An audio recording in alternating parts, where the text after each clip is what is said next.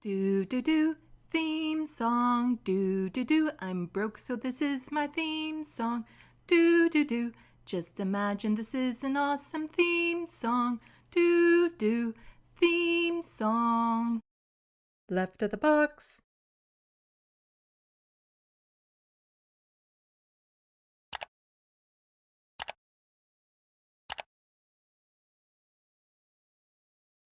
Hello, welcome to Left of the Box. Bonjour, bienvenue.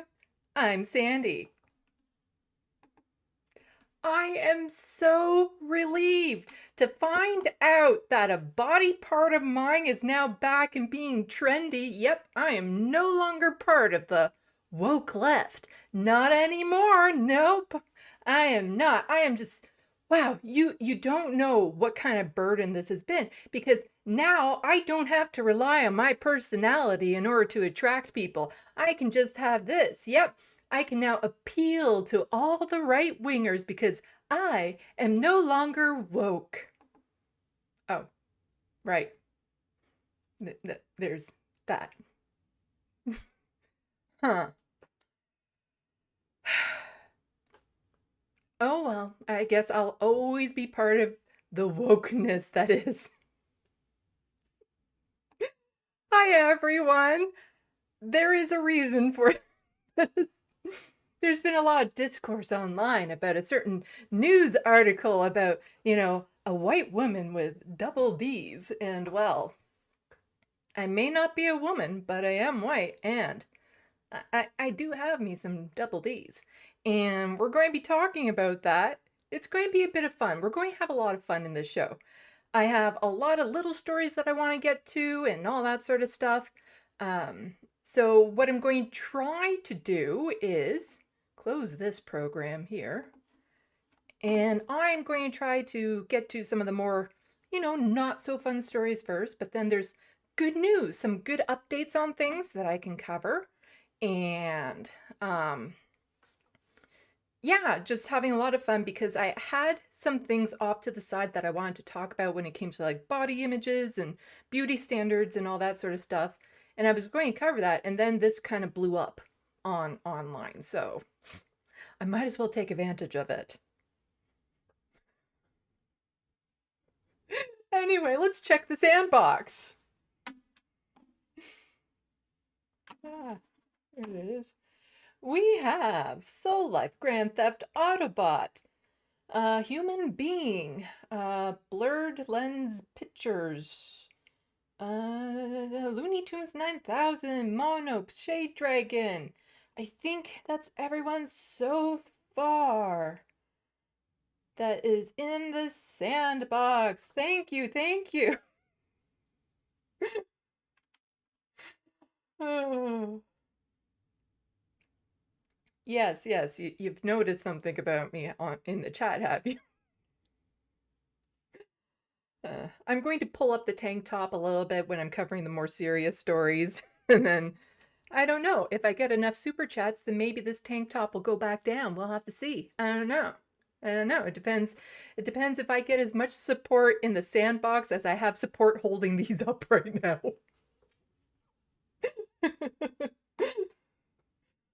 Yeah. Lance from the Serves, David Dole have already covered this story from the National Post. It was even on the Majority Report today. But the National Post is one of Canada's largest news magazine rags. So it is my responsibility to cover this ridiculous story. Not to mention, I can relate. I can relate a lot. Anyway. Oh.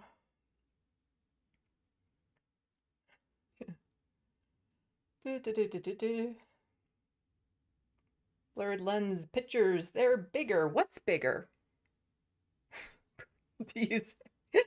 Oh. Shade Dragon, not that there's anything wrong with that, I just didn't know what this show was going into. Well, they say sex appeal sells or something like, I don't know.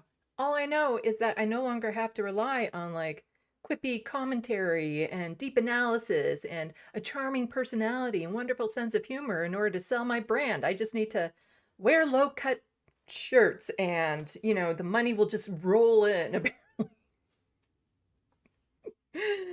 Don't worry, this is not going to be an ongoing trend. This will not, this is just, yeah. Yes, Shade Dragon, in the National Post, one of Canada's largest news magazines, there was a story about how a white woman with double D breasts has end wokeness as we know it. And that is what I am riffing on right now.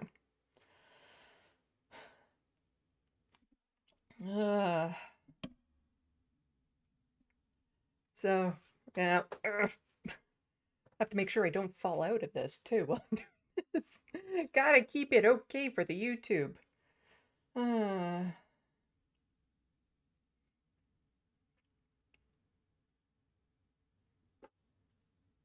So, just checking. Yep, just checking.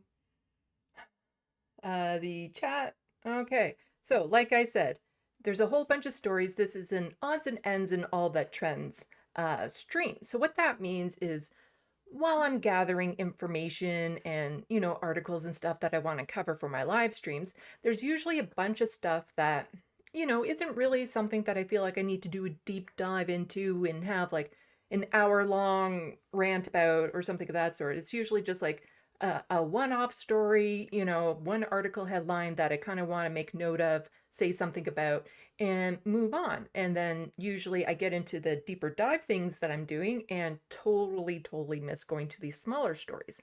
So this is a bunch of the smaller stories that I've come into. Although a bunch of those smaller stories have now been made into this bigger story about beauty standards and, you know, the rise of the double Ds.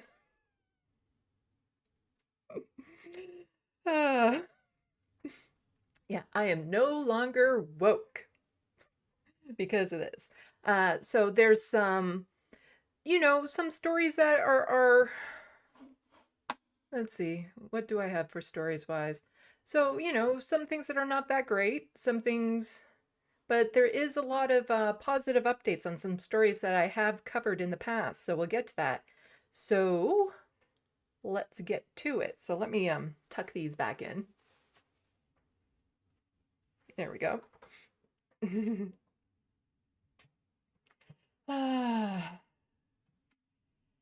Yes, Kelly Bach, I will be careful when I'm eating so that I don't have to go digging around in there.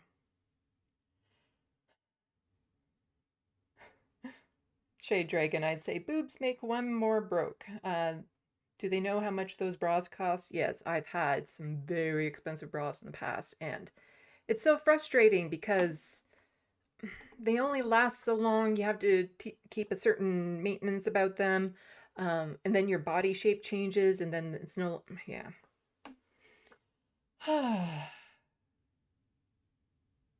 Yeah, okay. I should probably get to some of the stories. So previously on my channel, I've talked a little bit about jurisdiction in that, you know, between the federal and the provincial government. And what was it in relation to that I was talking about it recently? Oh, right, the college student, international student crisis, because immigration is a federal policy, but colleges and universities is a provincial policy. And there was something that I wanted to add into that again, because all too often in Canadian politics, you have the provincial government saying, that's not my responsibility, that's the federal government's responsibility. And then you have the federal government saying the exact same thing about the provincial government. And in the end, they're just putting the blame on each other while nothing is getting done. And I found a ripe example of that recently. So, oh, gotta make this bigger. Oops, nope, over there. There we go. There we go. So there is this here. This was also in the National Post. National Post is not a great magazine. So this is Pierre Poilievre. He is the leader of the federal conservative parties, and Yeah, it's depressing, some of the polls that we're going to get into in a little while, as to who's going to win the next election if it were to be held right now. So Pierre Poilievre says, after 8 years of Trudeau, the rise of 10 cities reminiscent of the Great Depression, he's not worth the cost and the chaos. And yes, this is the rise of the 10 cities. I've covered a bunch of this before. There's even little ones nicknamed Trudeauville and all that sort of stuff. And we have this person here saying, yes, homelessness is a consequence of federal policy. Canada used to fund 20,000 new units of social housing annually. We stopped in 1993. The consequence is the rise of 10 cities. The solution is a massive build-out of supportive housing, which Poilievre has not proposed. Yes, and do you know who was prime minister back when this social housing stopped being produced like this? Brian Mulroney, recently deceased former PM of Canada, that I covered in detail in my last live stream. So you can go back. I think I've posted some of it. I've clipped that video, so I'll be posting it shortly so you can learn a little bit more about who this Brian Mulroney was. So yes, homelessness is a consequence of federal policy. And then we have this. Housing is a provincial issue, and provinces are now dominated by conservative governments. No surprise, sadly, conservatives think they can fool the public into thinking this is only federal. And it's the same National Post headline. And I quite literally got both of these in my Twitter feed one after another, and that's why I noticed it. So we have one saying provincial, one saying federal. The thing is, most things in this country, depending on how you tweak it, can fall under both provincial and federal responsibilities. Like, not completely, but each level of government can enact policies and legislation that could benefit everyone in all sorts of ways. Yet they often choose not to and then use jurisdiction as an excuse. So even like, let's say the federal government does something to make it so... I'm trying to think of a good example. I'm not quick with the thinking of like random examples of things. Because they could say, okay, let's make it so... Okay, well, no, actually there are examples. Okay, the federal government, abortion is legal at all times, no matter what. You can have abortion. And then the provincial government goes and makes it so that access to abortion clinics is extraordinarily difficult, and defunding those clinics and things of that sort. So the provincial government is undermining federal policies. And that can happen both ways. And quite often it's just used as an excuse for them not doing their job. So it's like, oh, this isn't my problem. This is the federal government's problem. Or this is the provincial government's problem.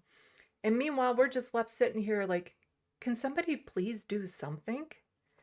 But I wanted to give people just a little bit better idea of what that breakdown is. I'm sitting up and I didn't realize I need to adjust the little square that I'm in here because the top of my head is cut off. Sorry, it's bugging me. I need to change it. Just a second. Nope, not that monitor. I want, where is it? Is it this one? Yeah, this one, okay.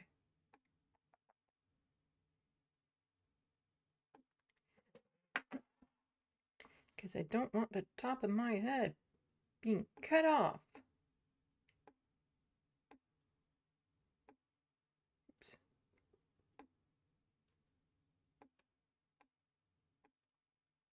There we go. That's a bit better. Maybe if I do... no. Don't mind me. It's kind of like Sam Cedar, you know, trying to make sure everything is lined up properly. No. No. Quit. It does that stupid thing where it kind of auto...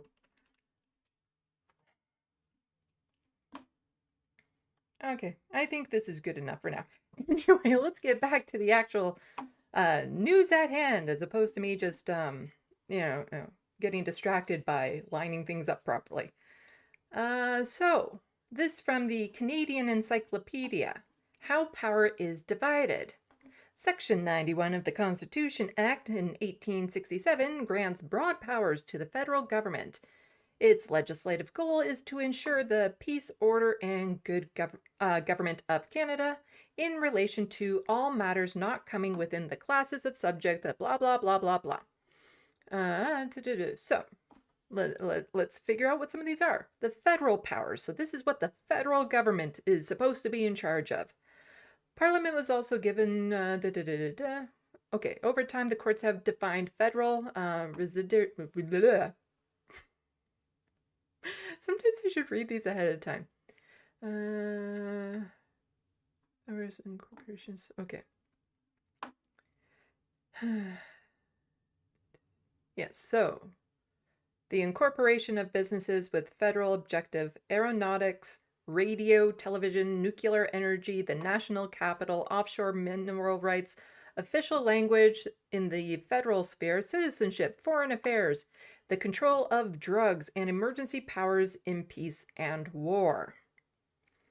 Other areas of federal jurisdiction include trade and commerce, direct and indirect taxation, currency, the postal service, the census and statistics, national defense, the federal civil service, navigation, fisheries, banking, copyright, indigenous peoples, and reserves, citizenship, marriage and divorce, criminal law, prisons, and interprovincial works.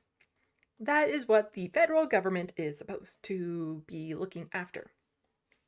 And then if we scooch down here, provincial powers. So, among other things, the provinces have the power over their internal constitutions, direct taxation in the province, municipality, school boards, hospitals, property and civil rights. They also oversee civil and criminal law fines for breaking provincial statutes, prisons, celebration of marriage, provincial civil service, local works, in corporations with provincial goes. The court's interpretation of federal power over commerce have tended to be restrictive. The interpretation of provincial power over property and civil rights have tended to be more liberal. And then there are crossover powers. There are 4 areas that are shared by the provinces and the federal government: are agriculture, immigration, old age pensions, and the supplementary benefits. I don't need to bore people too much more with this. It's just part of Canadian politics that a lot of people don't understand, so that when they see one arguing with the other saying, oh, jurisdiction, they can have a better idea of whose responsibility it actually is, who has the power to make changes, and who is, who's making the choices that affect the people the most when it comes to housing and immigration and schools and stuff. But quite often there is a lot of crossover, and quite often one or the other could be doing things to making people's lives better, and they're choosing not to, which I've never quite understood, because I like to be in the belief that if I had the power to actually make policy to change people's lives for the better, I would do it, and I would want to, and I would brag about it. And here we have all these people with the ability to improve the lives of millions of Canadians, and they're choosing not to because of party politics, corporations, money, protecting the status quo, all that sort of stuff. And I find it gross that as a people, this is the government we're forced to work with. I'd like to think that we could just vote them all out, but we need like a complete overhaul of how this government works, and, maybe put in restrictions that you are not allowed to be part of the 1% in order to be a sitting member of the government, which would be nice because they've been overrepresented, way overrepresented for the entirety of this country. Let's see. So that was, again, not much there. So let's check the Sandbox before we move on to the next little subject. It is warm in here. I think I might need to turn on the fan. I turned it off because I'm worried you guys are going to hear it. So I'm going to turn it back on. Let me know if you hear it and you're not ready, which climate change just uh-oh. Uh-oh. I bugged out for a moment. I bugged out. Is everyone there? Are you there? I just got a notification saying that it temporarily disconnected. Let's see. Am I still streaming?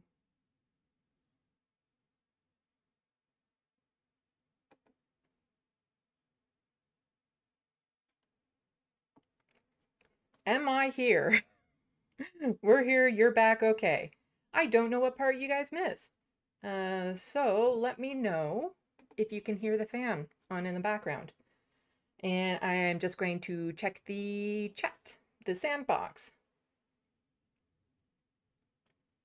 Shade Dragon, remember, homelessness is lucrative. I don't know about Canada, but in the US, we have managed to monetize every manner of human suffering in existence. Same. Housing is a huge crisis up here.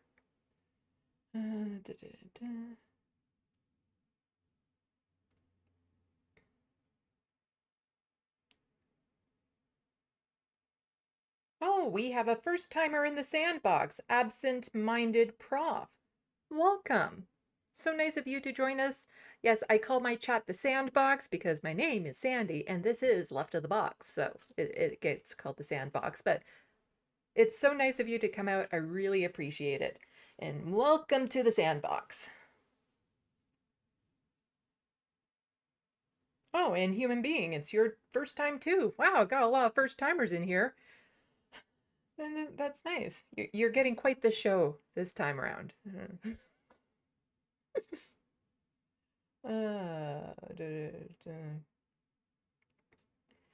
Okay. So Soul Life says, between liberalism and cartoonishly evil conservatives, it's no surprise. Just look at Canada's Americanization. Yes, we have a lot of that. And yeah, it's warm in here, which actually can bring me to the next kind of little tidbit that I've had saved aside that I've been wanting to get to, because this past winter has actually really depressed me. I'm one of the few people where the winter is a pick-me-up season because I love the snow. There's just something so relaxing and rejuvenating to me to see the snow fall, to hear it fall, to feel it when I'm walking outside, to hear the crunch, the crispness of the cold air. Everything about winter I just absolutely love. And in my part of Canada, we didn't have a winter. We had a handful of days where we had like a big snow dump, but there was no regular snow. There was no time where snow was covering the ground for more than a week. And so normally, like, I need the cold, I need that kind of winter feel in order to survive the summer because I struggle in the heat. I can't handle it at all. And so now I'm going into this summer without even any inner coolness from the winter going on, without that kind of boost, because normally winter would last to the point where I'm like, okay, I feel like I can handle summer. I'm nowhere close to it right now. And it's already feeling warm here. And I already have like windows open, trying to let the cool air in and stuff. And it's really making me nervous as to what this summer is going to look like. Well, there's lots of reasons to be worried about this climate change. So the breakdown says, if you're looking at these pictures thinking, this seems bad, it's because it is. It's really, really bad. And so the breakdown is a Twitter account that follows Albertan politics. Really recommend that you follow them if you're in Alberta. So photos from a colleague showing a nearly empty Oldman Reservoir last night. This is the current state of Alberta's watershed during a water crisis. Water isn't just a commodity for human consumption alone. It supports entire ecosystems. Yes, so without any real major snowfalls in my part of Ontario, a lot of the water we rely on is groundwater. And so a lot of that's going to be dried up. And Like, where do you go? Like, it's just, it always kind of bugs me when so many people were saying, oh, the weather's just so nice because we were hovering around 0 degrees in the middle of winter when it should have been like -20. And people don't realize that we were in the midst of a massive heat wave. It's just scaled down. So when it's 5 degrees out, but when it's normally supposed to be -15, that's a big heat wave. Like in summer terms, that would be knocking us out. And so I understand that a lot of people don't like putting up with winter, the cold, the snow, and all that sort of stuff. But it kind of frustrates me that people, they don't understand climate change and see it as the threat it is when it's benefiting them in those moments. And they think to themselves, you know what, maybe this climate change isn't so bad if we're not going to have our winters here. Without the understanding of the wider impacts of what this is going to have on the ecosystem, on the watershed, on the trees. I've talked about it plenty of times. Trees hibernate over the winter, and now they're not really getting that type of hibernation. They're budding early, or they bud and then it's almost like they have to unbud and then bud again, and all that sort of stuff. You know, vegetation that would normally come up in April is coming up as early as February. And it's happening so fast. There's no way for us to even know what kind of impact this is going to have on the ecosystem and what it's going to do long term.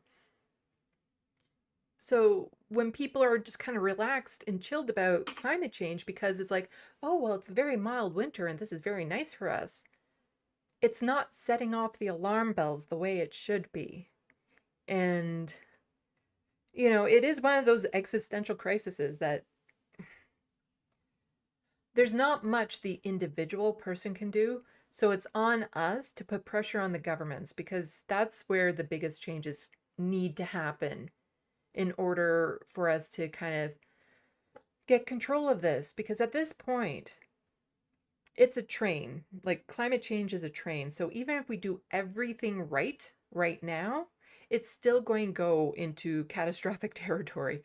And so it's a matter of trying to manage that while doing things that will help slow down that train and hopefully reverse it. Yeah, it's hard not knowing what the seasons are, what the weather's going to be, and just to put some more terror in the soul. Earth just experienced its hottest 12 months in recorded history. January has already broken temperature records starting this year, off on course to break the global record set in 2023. Actually, I haven't watched this little video. Let's see if this little Weather Network video is good.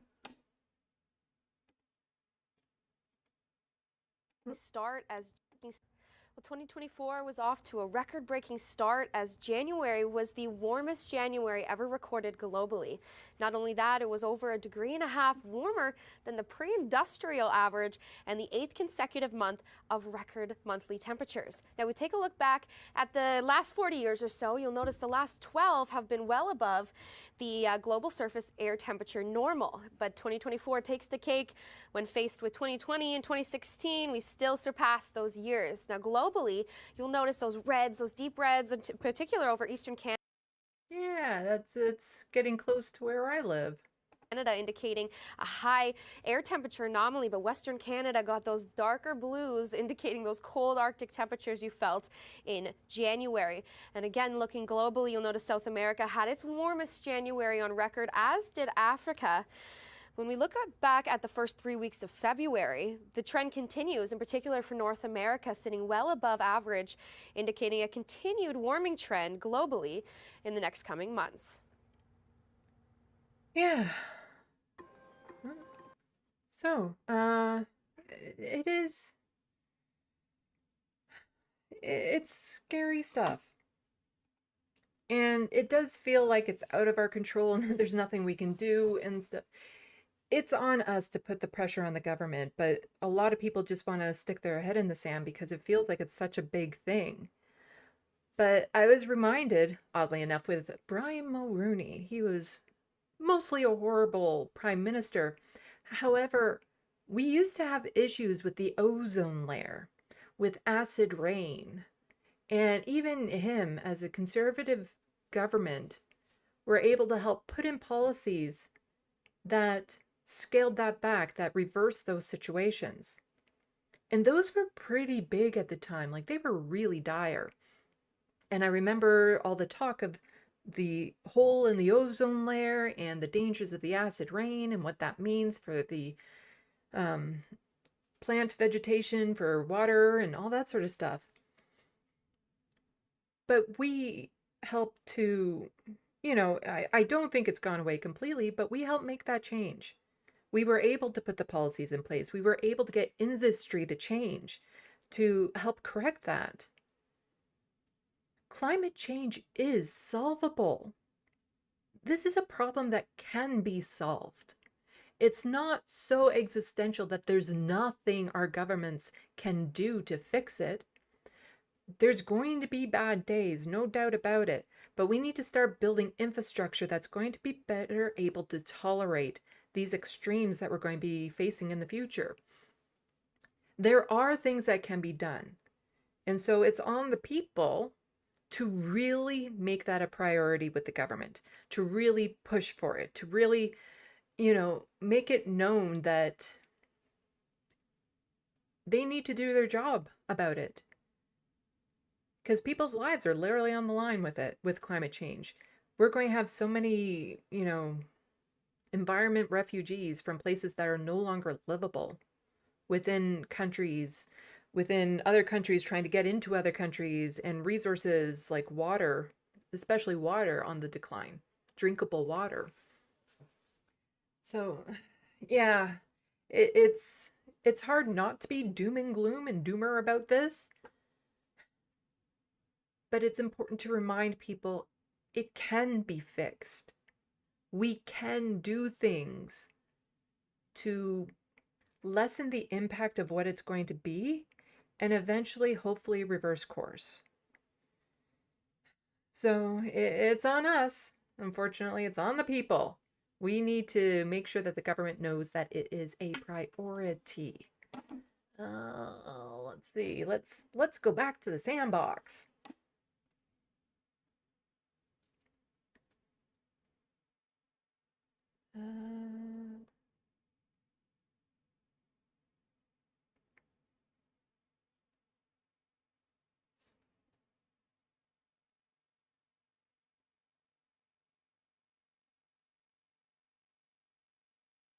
Okay, I'm seeing there's been a lot of chatting.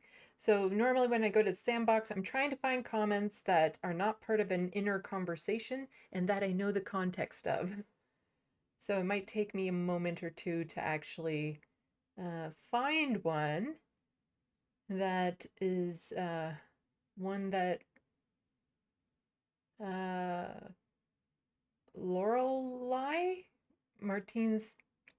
I am so bad with names. I am so sorry because you're saying that you're here for the Canadian facts and I really, really appreciate it, but I'm not going to be able to pronounce names. I'm so bad with it. Sorry.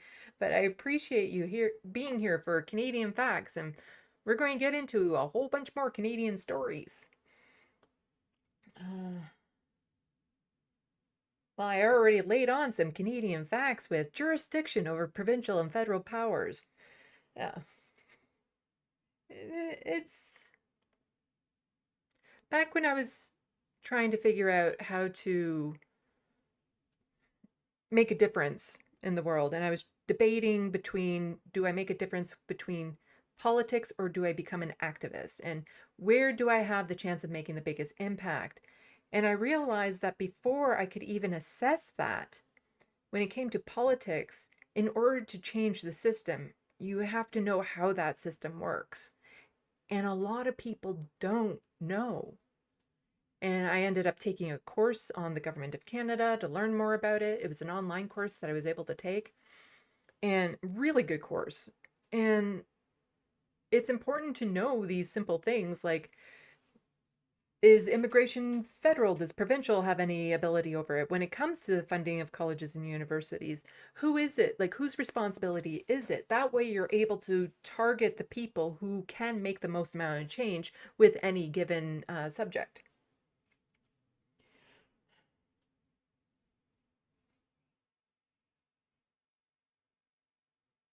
Okay, it just froze again and buffered for a moment, but all good now, says Grand Theft Autobot. Cannot hear the fan. Great. Good to know, because it's warm in here. And in the summer in particular, I'm going to need to have the fan on while I'm doing this. Otherwise, my makeup is just going to melt off.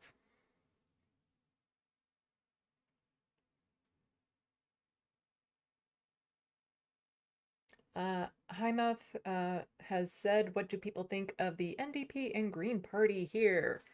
I used to have a lot of hope for the NDP when Jagmeet Singh was running for, if we're talking federal. When he ran for leadership, I had a lot of hope for the party, but he's been such a disappointment. The NDP is in a position right now to really push to make differences, and all we're getting are some milquetoast policy changes like means-tested dental care. Oh, it says my OBS is disconnected. Now it's reconnected. Okay, I just got another warning saying that my OBS disconnected and now it's reconnected again. So I don't know what you guys are hearing. Yeah, so the last time the NDP was in the position like of a propping up a minority government, we got our healthcare as we know it, and ever since then, the Liberals and Conservatives have been chipping away at it. So it's really disappointing that he just became more. He strikes me as a liberal now, like liberal light. That's all the NDP has become, and there's an establishment within the NDP. So a lot of the base of the NDP is still more progressive, socialist, all that sort of stuff. But in a lot of cases, they're not allowed or they're not able to have candidates in their riding that they've actually selected because the establishment within the NDP has come in and appointed people to be candidates. And I know personally, I have firsthand experience of this because I have tried to run as a candidate for the federal NDP. There needs to be a massive overhaul in that party, and the establishment that is moving it more towards centrist liberalism needs to be totally taken out of the party. That said, there are still individual members of the NDP who are really good, and I would support them taking over the party and hopefully changing it into more of what I remember it used to be. As for the Greens, they're more of an individual case by case. It's hard trying to figure out what their party stands for, but generally speaking, they're conservatives who recycle is the term. They care about the environment, but when it comes to all other policies, they tend to lean a little bit more conservative. But there are some members within the Green Party, as with the NDP, who are far more progressive in a lot of areas. So it's a case-by-case basis. But right now, how far center the NDP has moved has been super disappointing.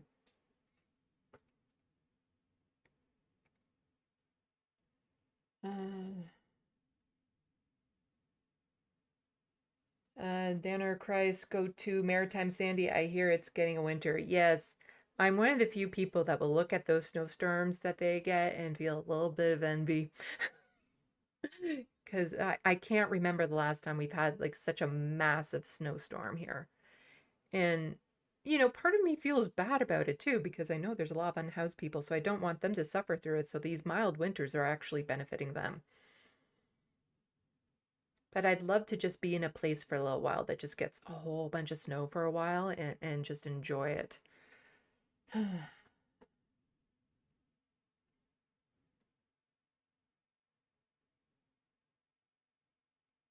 Shade Dragon, I don't know. I'm in Alaska. It's cold enough. I like it here.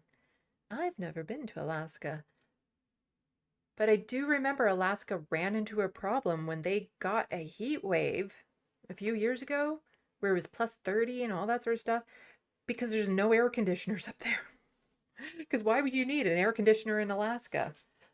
So as these little heat domes move around and hits areas that aren't accustomed to it, people struggle more because there's fewer places they can go to get a relief from the heat. And there's a lot of European areas that have similar issues where their infrastructure just wasn't designed to handle the amount of heat that they're getting. Even in the States, a lot of the highways and roads started to actually buckle under the heat that they've been getting in some areas. But I don't think I could handle the day-night situation that far up north. Because it's noticeable where I live, the difference between the length of daytime in the summer versus the winter. But it's not too drastic. And I only say this because I'm a night person. I actually thrive in the darkness. And a day that was like 18 hours long or more of daylight, that would drive me insane. I could handle the nighttime, but the daytime light would just, I would never be able to handle that.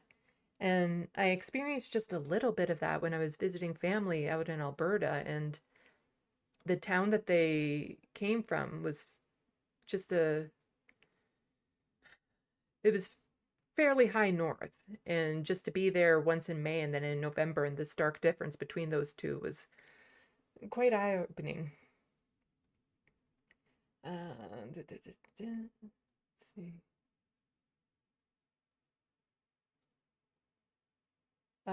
Lorelei says some crazy viruses about to thaw out and kill half the population. There's going to be issues with different types of illnesses traveling further north than maybe they would have traveled before, and who knows what kind of interactions they'll have with people and animals and other things that they've maybe never had contact with before.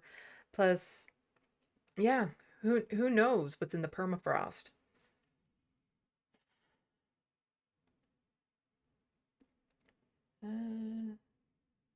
Hunger Games 1989. Hey Sandy, sorry I'm late. Don't worry about it. I'm just glad to see that you're here. We're going to be having a lot of fun in this stream later on. I just want to let there's going to be a lot of fun. I just want to get through some of these heavier stories first, but we're going to be talking about the National Post headline about the harbingers of anti-wokeness, the double-D dilemma. And have a lot of fun with that. And I also have some good news updates to get to. So I'll just check the time here. Yeah, I think I'll cover one or two more of these smaller stories and then we'll get into the fun stuff.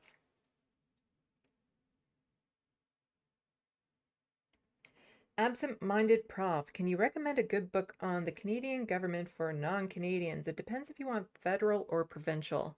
I have a textbook that I got from my course, which is really good for federal politics.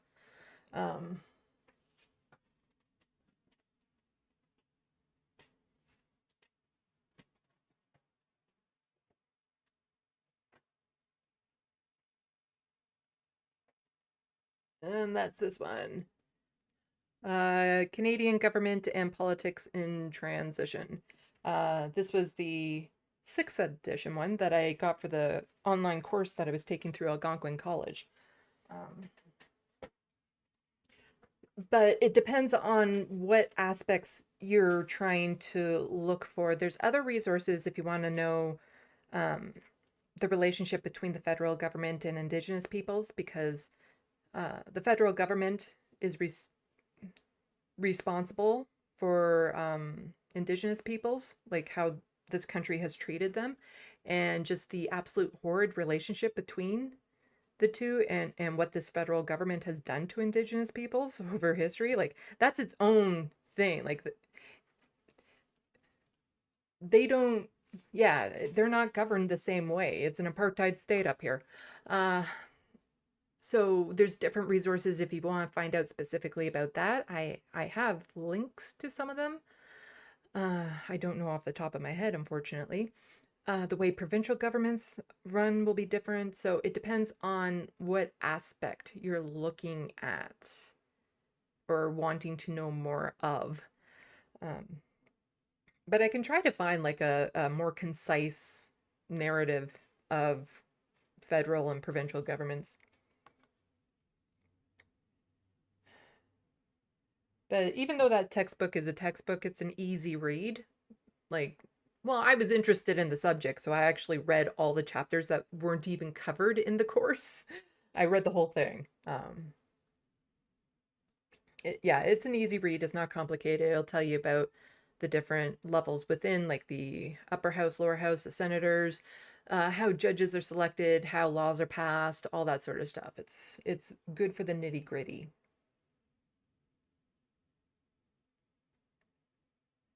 Grant Williams, it's heading towards 39 degrees. See here today? Holiday weekend heat. What? Where do you live for it to be that hot? Ugh.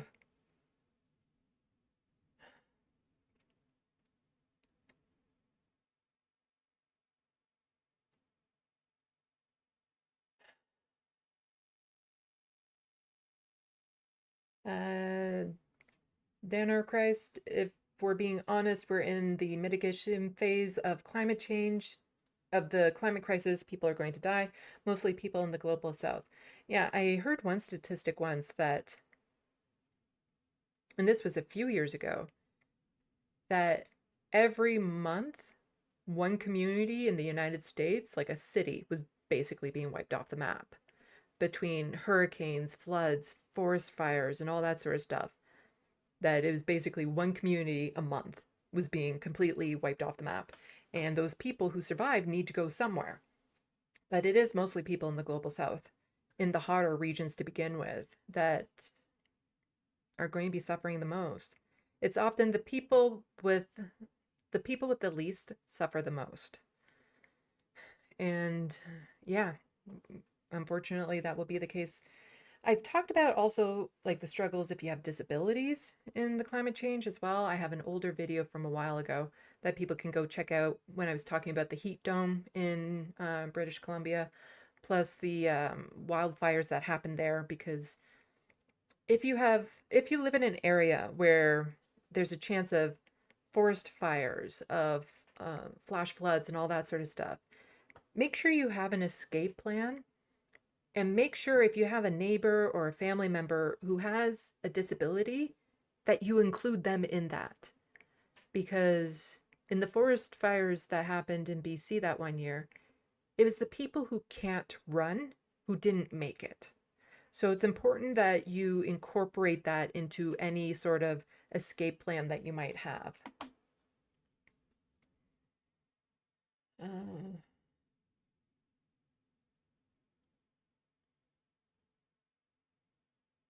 Okay, so Grant Williams, it's fine on the YouTube stream, Sandy. Yeah, I've had it just my OBS notification pop up a couple times saying that I cut out and then cut right back in. So I have no idea what you guys are seeing.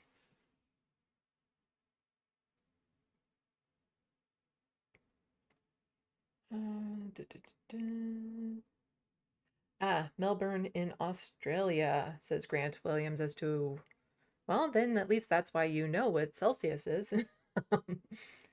Yeah, I can't handle that heat. I got that notification again.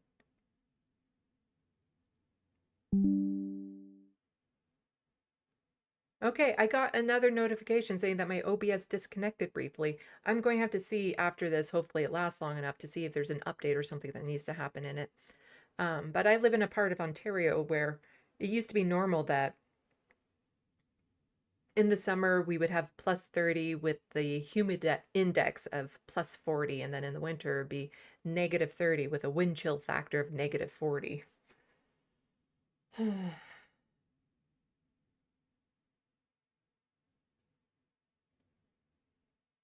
Anyway, let's get back to some of these stories. What would people be interested in? Mm.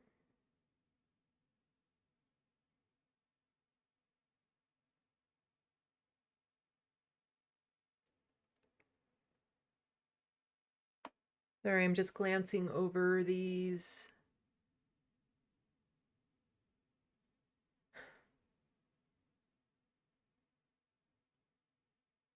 Oh, might as well. Like, that's the thing. I just covered a couple of not so happy subjects. I don't know if I want to keep on going into that area, but like I said, I just want to maybe do a couple more and then we can get into more of the fun stuff, the good updates, things of that sort. Um, so let's just do this. A reminder, Canada is a freaking racist country. So this is a little bit older. It's been in my docket for a while. Toronto Area Hospital welcomes 5 leap day babies because this year was a leap year. So we had a February 29th. Happy birthday to Dan from the web.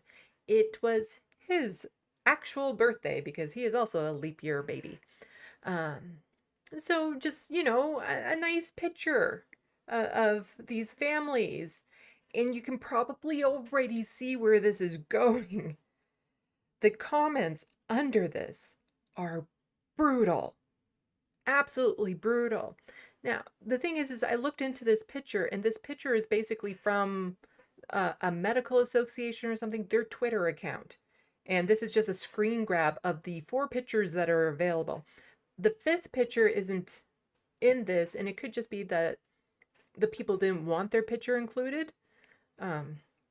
So this is literally just a screen grab from a Twitter account that the CP24 is using.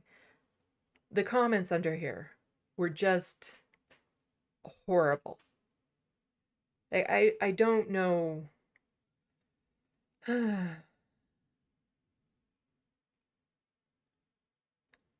Some people saying not a single Canadian in this picture. Like, I'm actually afraid to read some of these. They were so bad. And then a lot of people are just like, I want to be here for the comments because they know that they're going to be racist and bad. And the thing is that a lot of people can say, oh, well, this is Twitter these days. But it's not just on Twitter. This country is a very racist country.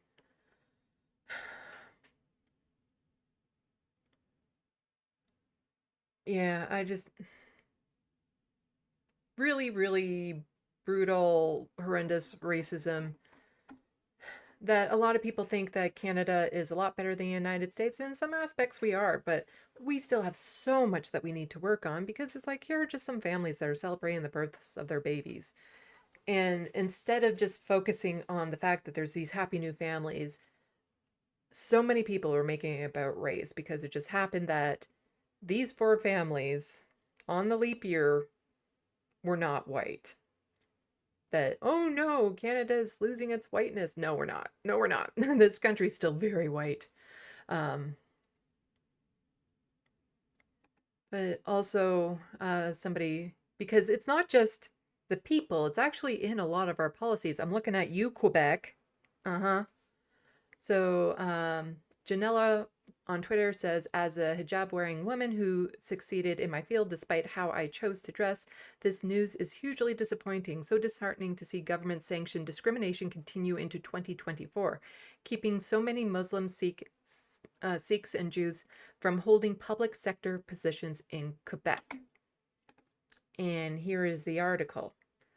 Quebec's appeal court upholds Bill 21, which bans public officials from wearing religious symbols.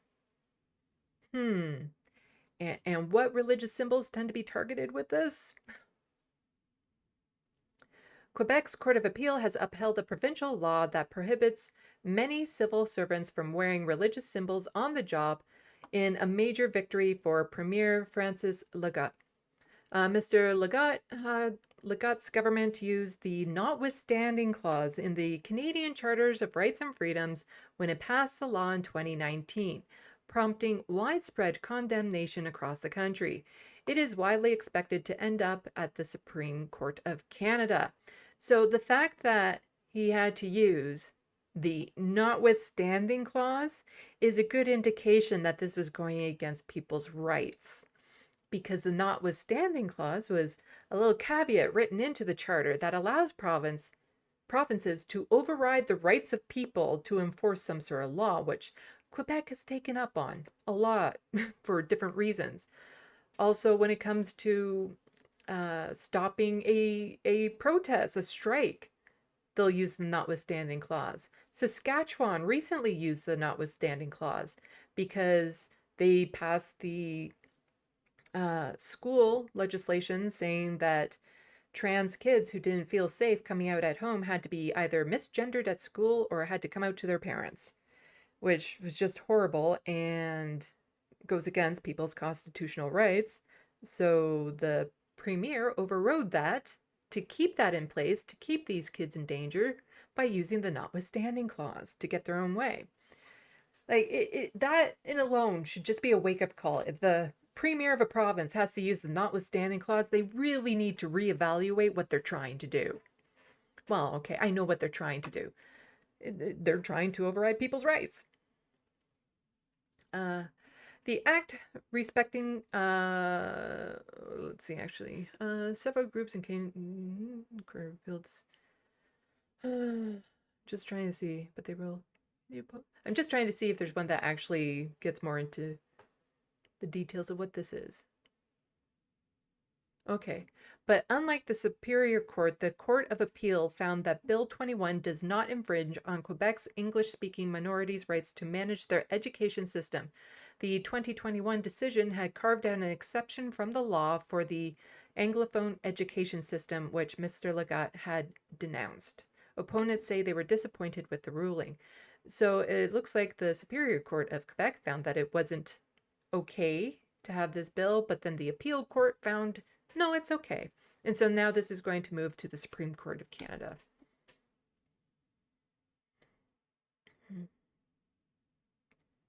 Let's see. And I remember a lot of people speaking out against this bill when it first got into place, but then people forget that it even happened. And somebody saying, but whether the Supreme Court will uphold Bill 21 is anyone's guess, says Dr. Turup. As the Court of Appeal's decision sits at odds with Canada's notion of multiculturalism. Yeah, so basically this prevents hijabs, turbans, the dagger that Sikhs wear. There's... But it doesn't really prevent a lot of people from wearing a cross necklace. You know, that one can still be worn. That religious symbol can still be worn because, you know, it's easy to cover up. You don't necessarily have to show it. And this is just part of the racism that's built right into this country.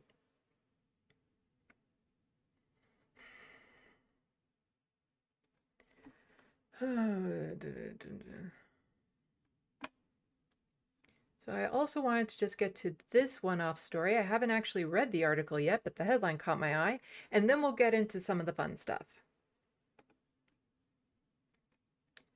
So, YCDSB high school students left shocked after graphic anti-abortion presentation. Catholic high school student. So... A disturbing and graphic anti-abortion assembly in Keswick, Ontario, a high school, has left students shaken and looking for answers. Grade 11 and 12 students at Our Lady of the Lake Catholic Academy say they were exposed to shocking and offensive anti-abortion material at an assembly they were forced to attend on Wednesday. The students, who City News has chosen not to name, say they felt it was important to speak out against what they were subjected to. We listened to an anti-abortion presentation from an organization that was heavily biased.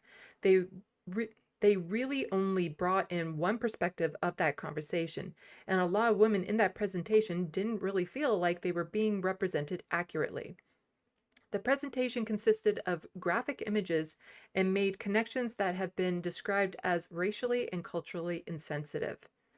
There was one point in the presentation when they compared abortions to horrific historical events that I did not feel like were comparable at all, including the Holocaust and slavery. It caught a lot of people off guard, said the student. Yeah, as a general rule, I'm not keen with the Catholic School Board at all in this province of Ontario. We shouldn't have a religious-based school system that is publicly funded, because there's been issues with LGBTQ plus students and teachers at these schools with the way that the Catholic Church looks at them. They try to enforce, like, they always talk about indoctrinating students into wokeness and all that sort of stuff. But all this does is try to indoctrinate students into this very intense religious belief. And it doesn't, it will forego a lot of what you would get in a public school system if you attend these Catholic school boards. And I don't feel it's right to have any school board that is publicly funded that is religious based in this country. I'd like to keep religion out of schools completely, unless it's just being taught in a course, and then you get a wider view of all the different religions or the main particular religions. But policy and what people are taught at school should not be dictated by any one religion.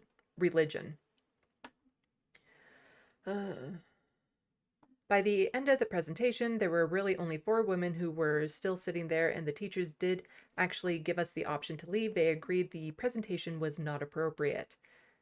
Well, maybe did they not watch it ahead of time? Did they not know what this presentation was going to be?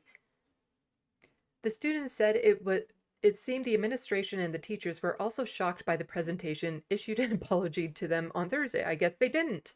They just, oh, we're going to show this to the students, this horrific graphic content, without actually vetting it first. That seems a little not okay. At least it was recognized, and they also understand that it was a mistake. I think myself and other students appreciate the apology very much, and that just helped me recognize the dangers of not looking into an organization properly and really doing the research, a student said. In a statement, City News, the York Catholic District School Board said the speaker departed from the pre-agreed material and shared inappropriate content during the presentation. Well, if they start doing that, that's when you have somebody actually go up on stage and tell them to not be on stage, like to take them off the stage. If they start presenting material that's inappropriate to children, you don't let them then continue with that inappropriate content. On the same day as the presentation, the school sent an apology letter to the community for upsetting content, and school staff had conversations with students about the reactions to the material, continued the statement. In other words, the damage was already done for a lot of people.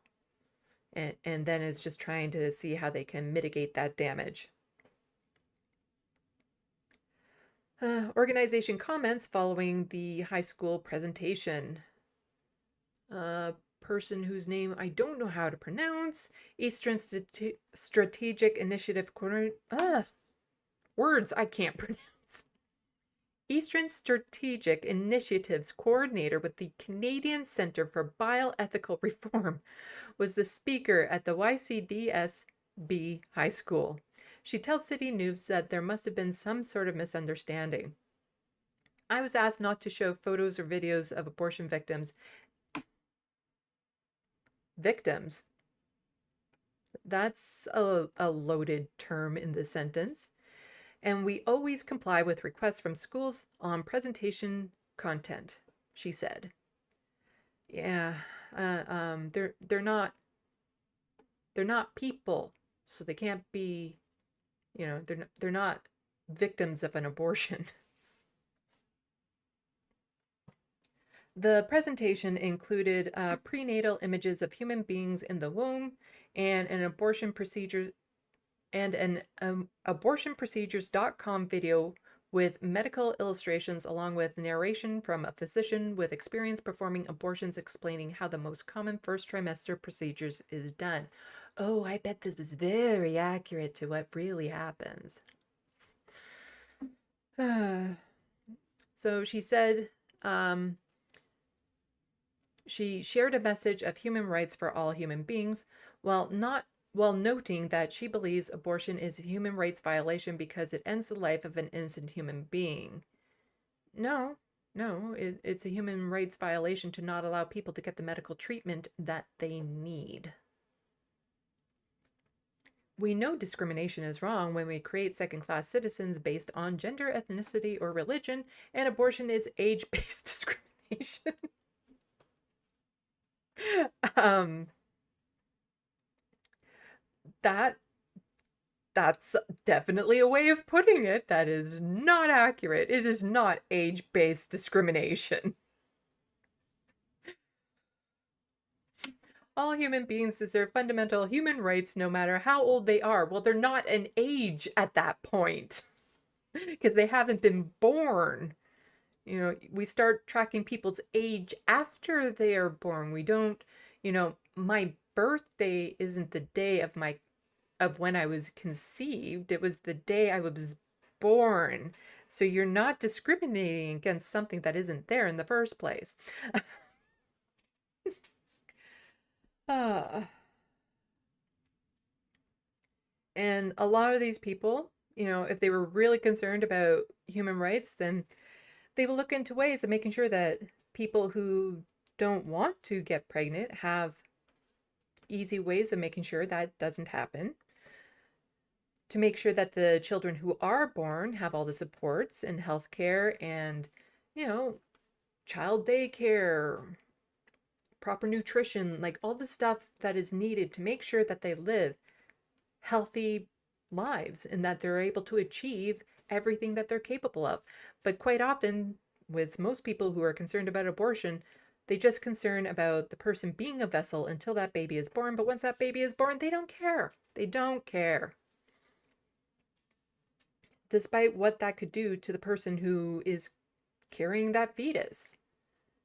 There could be health issues. There could be mental health issues. Maybe they were impregnated through a traumatic way. Maybe, there's a lot of people who want to keep the baby who can't because of some sort of medical issue. It is just, it's nobody else's business why a person chooses to get an abortion. That is a decision between that person and their doctor. Because I seriously doubt these people are willing to step up and adopt all the babies that were the result of an unwanted pregnancy. Students tell City News this is the first time they've been exposed to this kind of material and are concerned about what this could do to young, impressionable students. I think this organization, well, if anything, it might actually scare them away from the whole discourse of abortions to begin with. Like this type of shocking content, I don't think would prevent anyone from not having an abortion if they needed one, but it would just make them feel a lot more guilty than is necessary because it is just a medical procedure. I think this organization needs to kind of be blacklisted from all schools. It is my understanding that we were the first school to receive this kind of presentation, and I really hope that other schools become aware of this organization and aren't coerced into bringing them in and talking about that. Really should have vetted this organization first. If you're going to be bringing anything like that in, you really should have, not just approved their presentation, but also looked into the organization as to what their biases are, what they're trying to do, what they're trying to accomplish. Because I seriously doubt there was zero indication that they would take the presentation this way. One student added she believes there's a time and a place for this kind of discussion and that it has to include both sides. There's definitely a good way to represent both sides of the conversation. That's just not what happened in the presentation. I think we're going to have some discussion about such a heavy topic, such as abortion. I do think that students should be given the chance to make their own informed decisions, said the student. The school says they support the Catholic Church's teaching on the sanctity of life, but discussion of the issue must always be grounded in sensitivity and age appropriateness.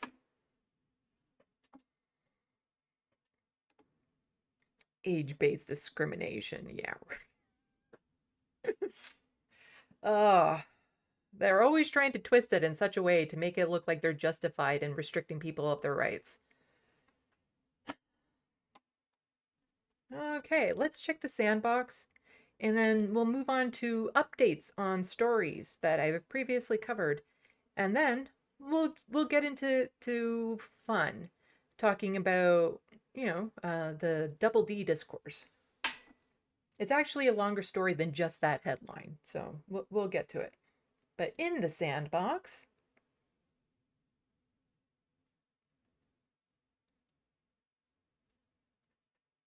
Grant Williams, all of us Commonwealth dominations are as racist as possible, just better at hiding it. The conservatives here invented offshore processing of refugees, and the UK and the US have embraced it. Yeah, no, we're based in colonial settler. All of our countries are built on genocide. We're racist. These countries are racist.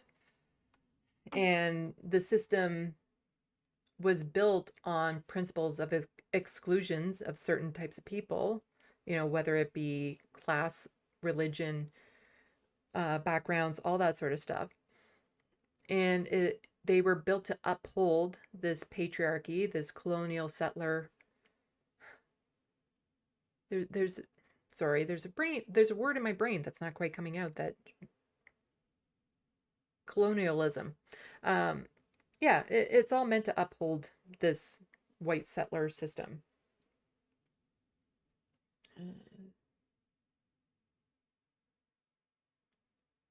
Shade Dragon, I wonder what would happen if someone decided to wear a cross necklace or print a Bible verse on their sweater. Would they be told to go home and then come back to work? Well, you see, a funny thing about that, I don't know if it's still the case, but back when they were pushing for this, there used to be like a massive crucifix in the I don't know what the main house for the province of Quebec is called. Here it's Queen's Park in Ontario. So where the provincial government meets in their main hall, there used to be a massive crucifix, but I think they might have had to take it, but they were looking for ways to not do that because, oh, it's traditional to keep it there. It's been there for so long type thing. And yeah, I'm pretty sure that they could get away with wearing crosses under their clothing or even above their clothing. The way that it is implemented has always been bias, and I don't think anyone is shocked to know where that bias lies.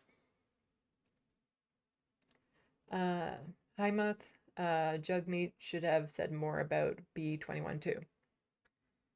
I think Justin Trudeau, I think he actually pushed back at it when it happened.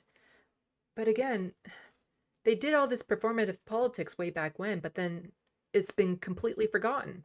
And people forget that it's still a thing in Quebec that needs to be addressed and needs to be reversed. Because, people shouldn't have to choose between wearing a hijab or working at a school. Like that has nothing, it has no implications on how they teach. Like it doesn't define them as a teacher.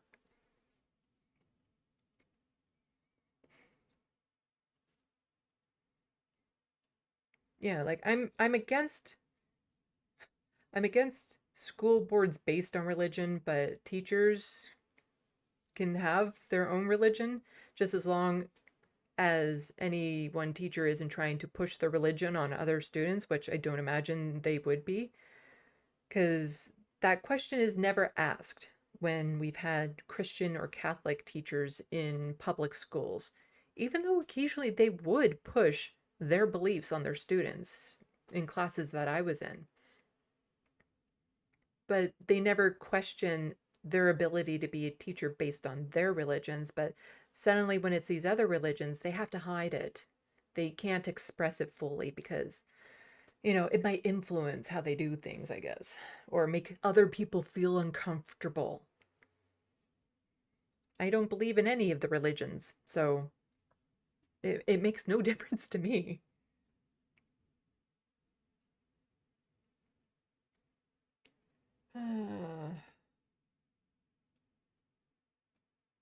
Yes, Catholic schools in this province should not be a thing.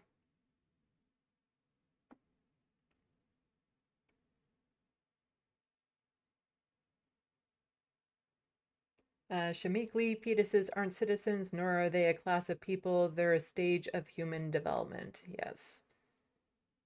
Shamikli, oh my God. Ageism, that's a flex. Yeah. It's ageism to have an abortion. You know, you're biased against negative aged people.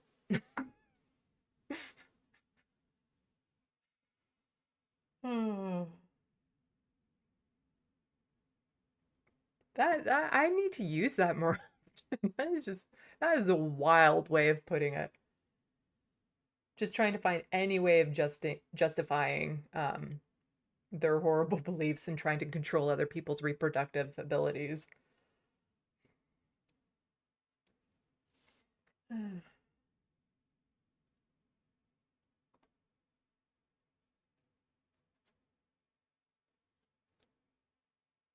Zero PE, just like it's no one else's business when a man chooses to waste their seed, abortion deserves the same approach.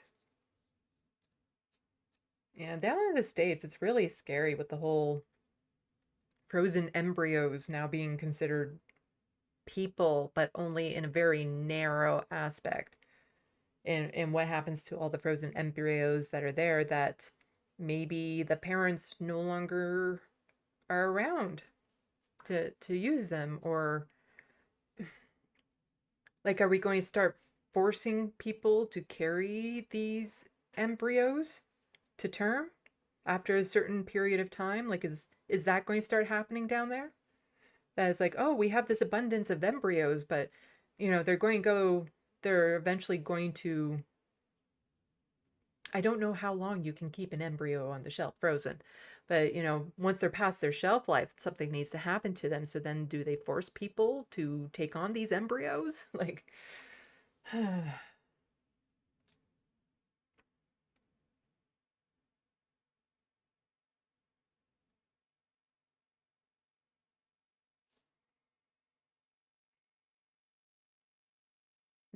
zero PE. Double-D Discourse sounds like a Discord channel, lol. Yeah, it's a wild headline. But it should be fun to cover the National Post article, but there's a couple of things that lead into it. Just this talk about beauty standards, trying to control the image of what women are supposed to look like and all that sort of stuff. And I say women like this because I'm non-binary, I'm not a woman, and yet I've been subjected to a lot of these pressures to be a certain standard of beauty my entire life.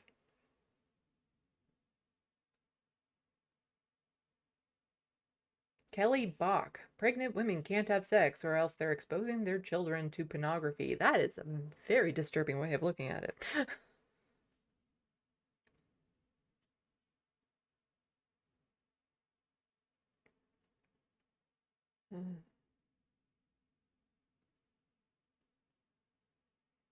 Okay.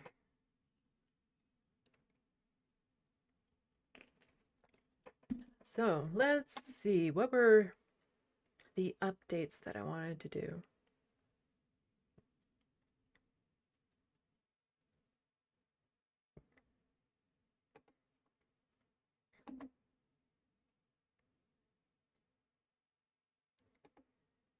I covered this story a little while ago.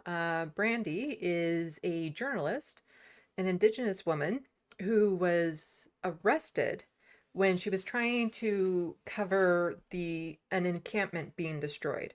And the police were pretty aggressive with her and arrested her for trying to do her job.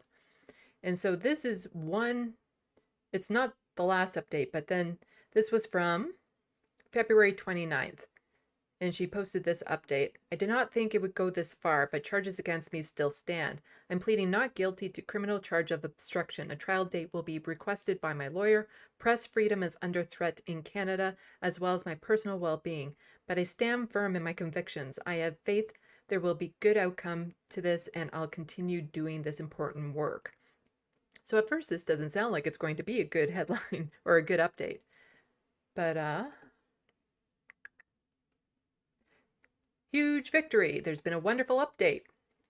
My charge of criminal obstruction was withdrawn this morning. So that is just on March 1st. So just, let's see, February 29th and the very next day. Good news. A huge win for press freedom, amplifying the forgotten in silence and upholding powers to account. Yeah, so good news that these charges have been withdrawn that should have never been pressed in the first place, because she was a reporter she's a journalist trying to do her job reporting on the destruction of these encampments, and she was roughed up by the police and for just being there. So obstruction charges against journalist Brandy dropped. On Friday morning in Edmonton, and this is from Ricochet magazine, a good outlet for people to go to for Canadian news. Crown attorney has informed Brandy that the charge of obstruction laid against her has been withdrawn. Her lawyer, veteran criminal defense attorney Richard, was to appear in court today to enter a plea of not guilty on her behalf and set a date for trial. Instead, he was informed that the prosecutors has chosen to withdraw the charges. I'm just so relieved, so thankful to everyone who stood by me, she said. I was present to report, and I did nothing more or less than my job. It's gratifying to see Crown finally acknowledge that I did nothing wrong. On January 10th, Brandy was conducting interviews at an Indigenous unhoused encampment in Edmonton when police arrived and set up a large exclusion zone around the area. Brandy was already inside the area and filmed without incident as police negotiated with camp residents. When those negotiations broke down, with residents holding up eagle feathers and in a gesture of peaceful resistance, police moved in to arrest camp leader Roy Cardinal.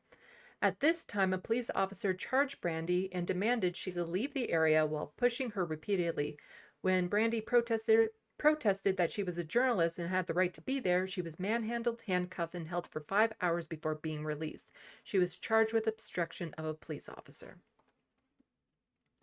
So, just really good news that those charges have been withdrawn. Because there has been quite a few stories that I've covered where journalists are being targeted by the police when they're just at the scene trying to do their job. And it really makes you wonder, what are the police trying to hide if they're targeting journalists, which they're not allowed to do. Like, it really isn't. Let's see. Where is the next one that I wanted to do?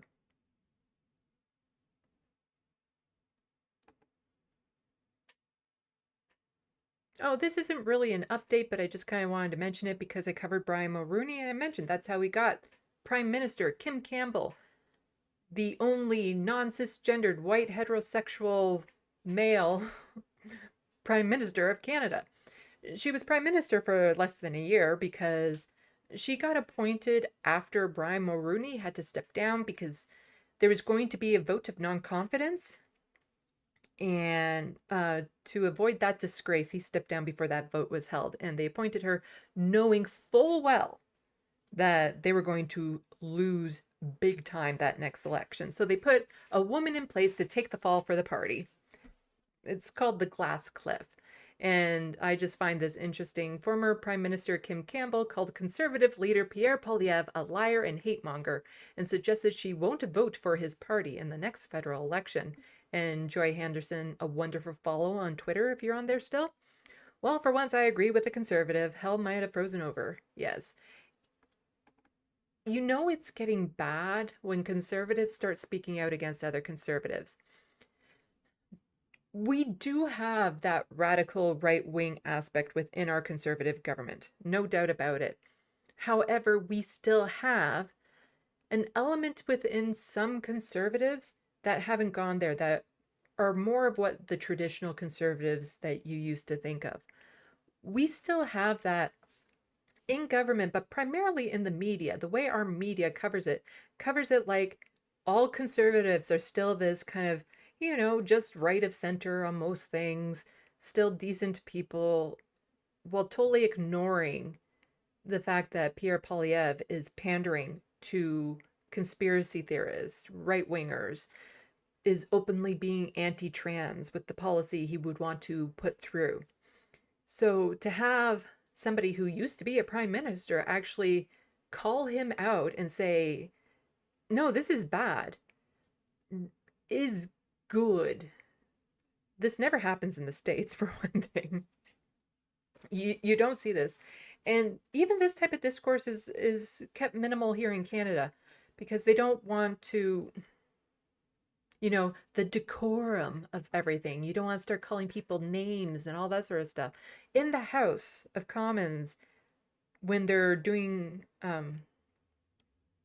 during question period, when they have the chance to speak in front of the House and ask questions and blah, blah, blah, there's a certain level of decorum that happens. And you're actually not allowed to call another sitting member of the government a liar, even if they are. And you can actually get punished for that by being kicked out of the house until you apologize, type thing. So there's a high level of decorum in this country. So to see a former prime minister go against that, I think it's a pretty powerful message. And I hope other, especially conservative politicians who still have some semblance of a soul left, start speaking out against what Pierre is, because he panders so hard to the right. And he doesn't even stick with one thing. It's whatever is popular at the time, because he is a populist. Like, he used to be all about the crypto, wanting to make Canada the crypto capital of the world. And I haven't heard much about that recently, because crypto has really bombed out. So he's going to follow, like, he doesn't lead his base. He follows his base wherever they go. And as they get more right-wing, he wants to stay in front of them by offering them these right-wing ideas and policies and agreeing with them. So hopefully more people in the government, more conservatives in the government, more people in the media who are the conservative pundits, start really acknowledging how dangerous Pierre is and what he's trying to do, instead of just playing it off like conservatives are still, just right of center of most things. Okay, this next one is fun. It's a fun update. I like this update. It's a lot of fun. Ex-Minister Selina Robinson quits BC NDP citing anti-Semitism in caucus. Now, I'm not happy about anti-Semitism. Anti-Semitism is bad. However, this is not a case of anti-Semitism. A while ago, I covered a story of Selina Robinson here, who on camera in front of people said that the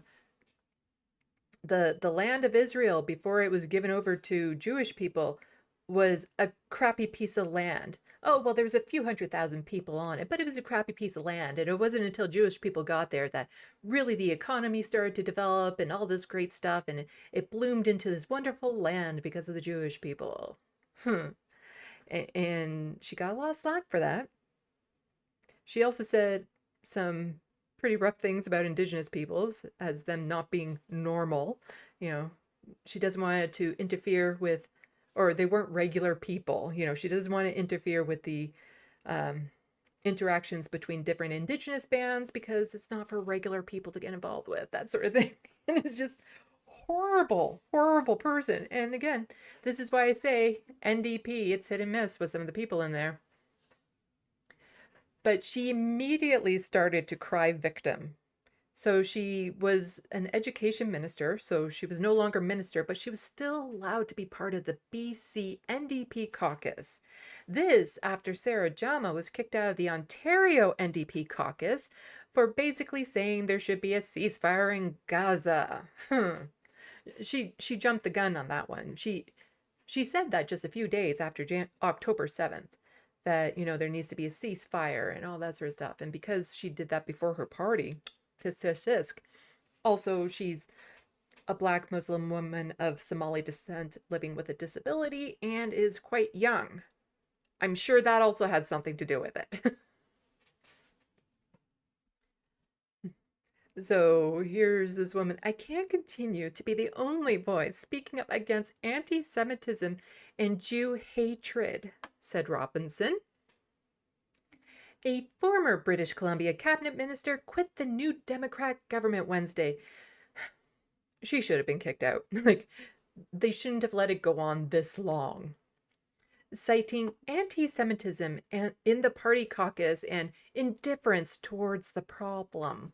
Selena Robinson, who is Jewish, said she could no longer remain in the government because it was not properly addressing anti-Semitism in the province or among some of her former colleagues. So what she considers anti-Semitism are people saying that Palestinians have the right to live. Yeah. That, the genocide must stop, ceasefire now. Those kind of fall into the camp of anti-Semitism for this woman. She said she will sit as an independent. She has previously announced her retirement, saying she won't be running in the provincial elections this October. Asked if there were anti-Semitic voices in the caucus, Robinson said, "That's been my experience. There's been a history of that. I'm aware of people who have said or done anti-Semitic things over time. They've apologized or not." Okay. Yeah, so as I noted in that, she's worried that the people she represents will no longer, they're losing out in government. There's going to be one less Zionist in government.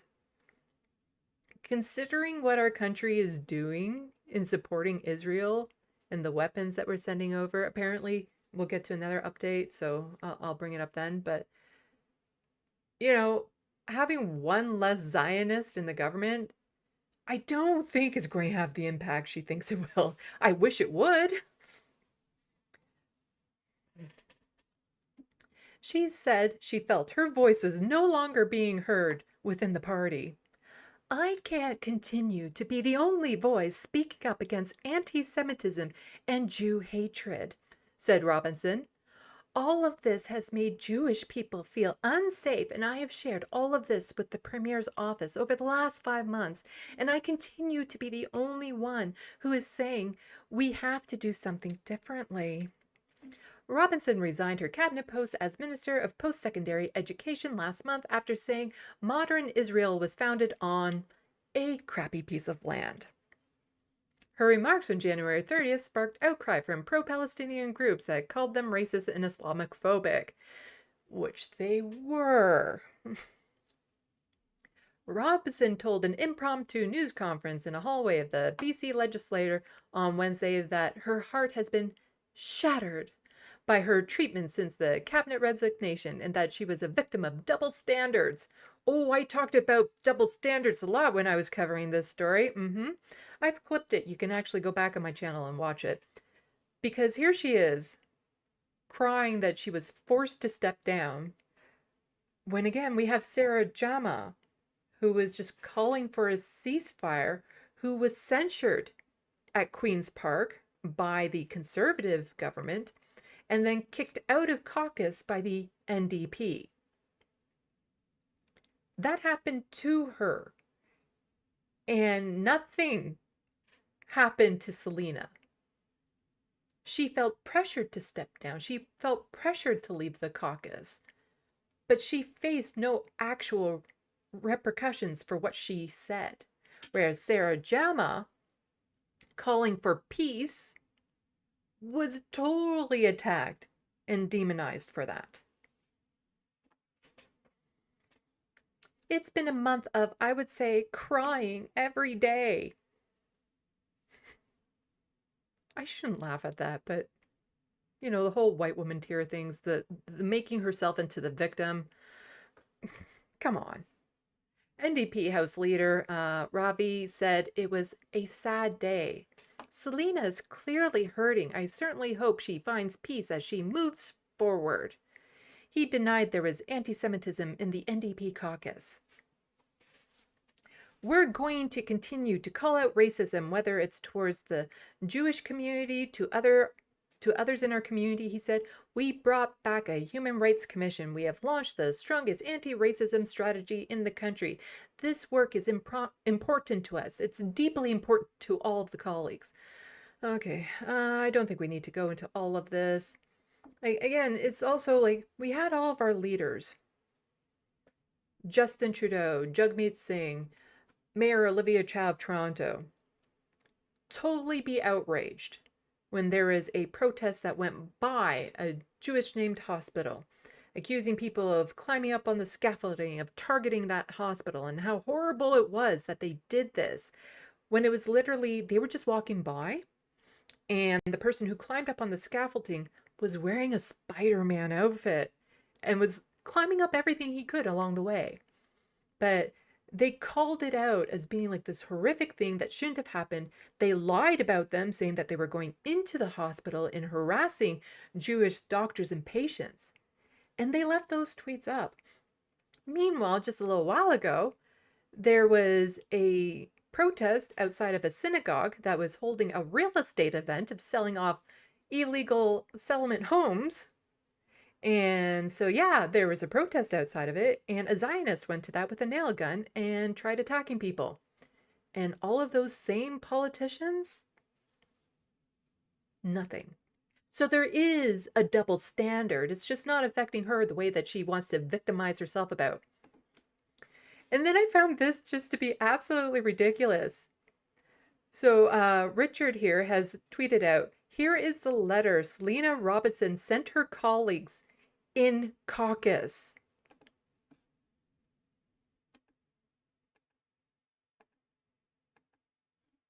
Oh, that's not all. There is a 5th page. Wow. She wrote a novel about being a victim. Like, there's no way. Like, I'm not going to go over all of this. But to just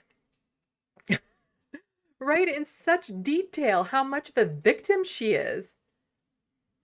Your silence broke my heart that day. You abandoned me and my community that day. Oh, but it wasn't their anti-Semitism that broke my heart. It was your silence to their anti-Semitism that hurt the most. Not a single one of you responded to their insensitive, disrespectful, and inappropriate email. No one. Yeah, nobody was defending Sarah Jama when it came to other politicians. When she was being targeted, like her office was absolutely being targeted with hateful stuff to the point that they had to shut it down because it was getting threats. When she was forced to leave Queen's Park without any assistance, and you had the press around her, and she uses a wheelchair. And so to maneuver through that crowd, where were the people helping her get through that crush of reporters, helping her to feel safe? No one was there, and she was physically intimidated and being in danger at those times. But here, Selena's office got decorated with, post-it notes. They put post-it notes on her door and some chalk on the road. And she feels threatened by that. She must have like the worst phobia of paper cuts I could imagine. Let's just pick another random paragraph from this and see where it goes. Holocaust survivors have been re-traumatized, and some have wound up in the hospital in the days and weeks after the massacre as they relive the horrors they experienced some 75 years ago. They see marches, the chanting in our streets, the threats to Jews around the world, and they say, it's happening again. Sorry. I shouldn't be laughing at this, but be like, Oh no, this attack on October 7th, horrific. Nobody argues that. Over 30,000 people dead in Gaza at the hands of Israel. It's not about Hamas anymore. It has not been about Hamas for a long time. And there were these types of atrocities happening well before Hamas was even a thing. It's just, yeah. But she needs to be the victim. Let's just pick another random paragraph. Okay, it is messy. It's complex. It's emotional. It's hard. You just want it to go away. I understand. I want it to go away. But my community needed you in that moment to be there in their grief, in my grief. And none of you were prepared or willing to stand up to my colleagues who were anti-Semitic, minimizing the Jewish experience, the slaughter of innocent civilians by terrorists, countering with mirrored messages about the plight of Palestinians. Oh no, they brought up what was happening to the Palestinians while I was crying and being a victim. How dare they?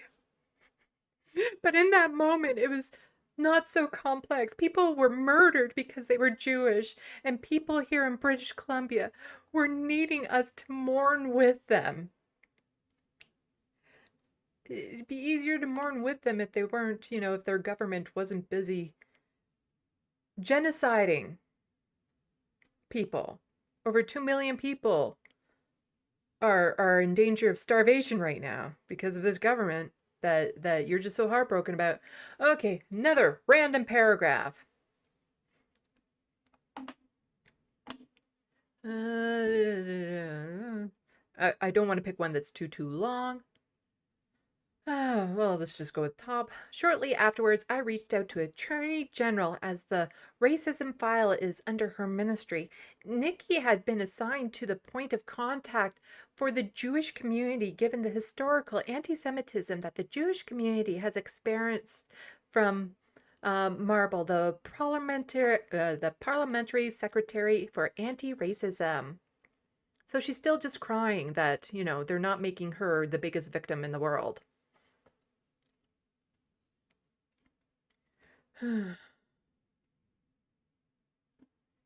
Down here, anti-Semitism is calling for the destruction and annihilation of Israel, where half the world's 15.8 million Jews live. Anti-Semitism is making Jewish people afraid to show their identity.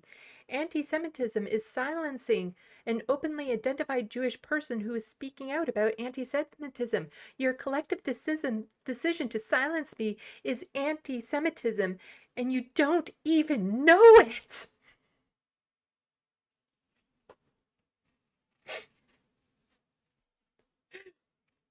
You not supporting my Zionist beliefs is anti-Semitic, and you don't even know how badly anti-Semitic you are.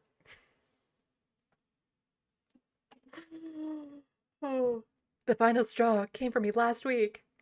I pitched an idea to the premier 10 days after I was asked to resign that perhaps the government could show leadership on this hate and division we were seeing in two hurting communities by bringing the communities together. I suggested that perhaps I could work with the Jewish community and engage with the Arab Muslim community to facilitate dialogue, find a different path for the two communities in agony.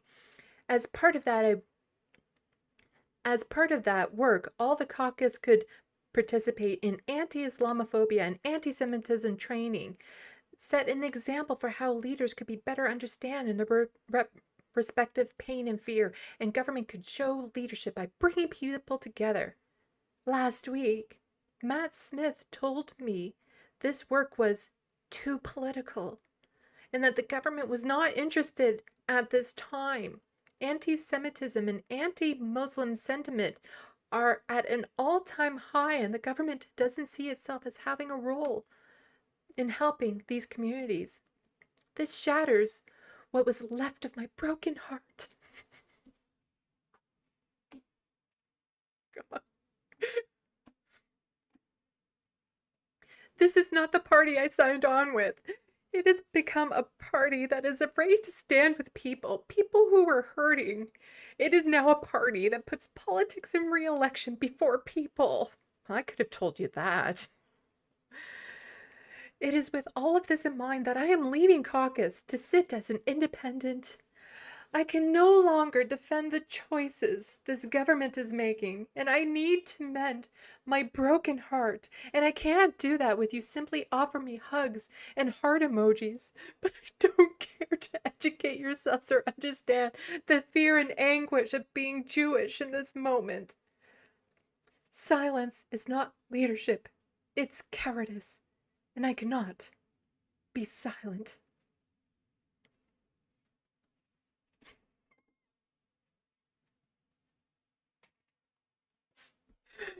Wow. 5 pages of crying victim over saying horrific remarks and showing her true nature when it comes to what she believes of Palestinians. Just not only that, but also indigenous peoples that she also um, said really bad things about in that same meeting and at different times. Just wow. That is just like 5 pages of white woman tears there. Like, is that what, drove the ink out of her pen? Like, it's just.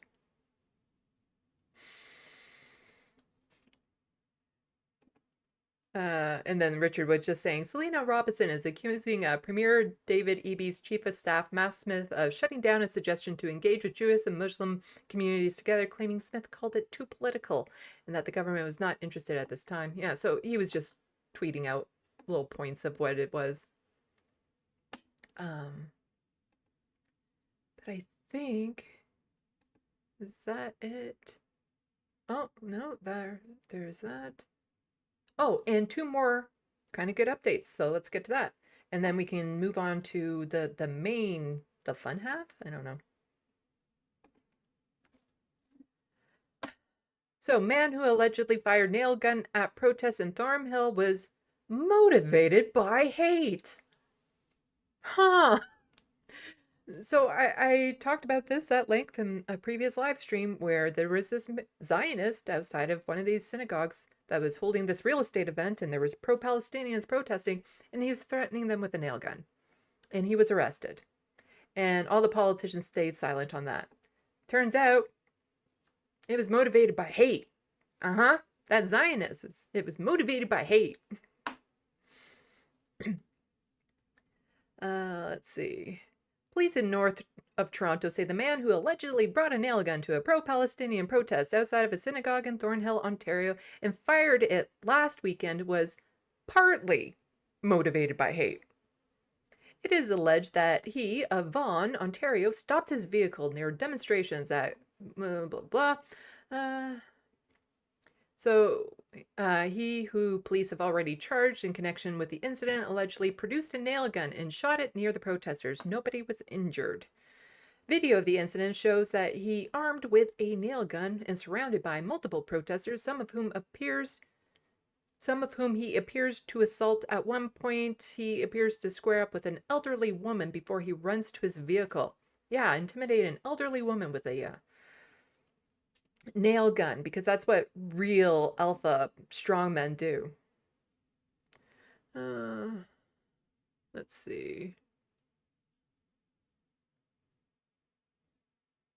Now York Regional Police say its hate crime unit has determined hate was motivating factor in the incident.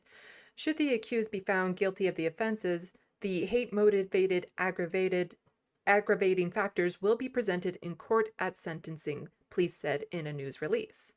So he can most likely be charged with a hate crime. And last update. Breaking news, Israel lied. That is from the CBC Pitchbot. If you are on Twitter still, follow them. They are great. I covered this in my last story or my last live stream, saying that the government was going to resume funding of UNRWA.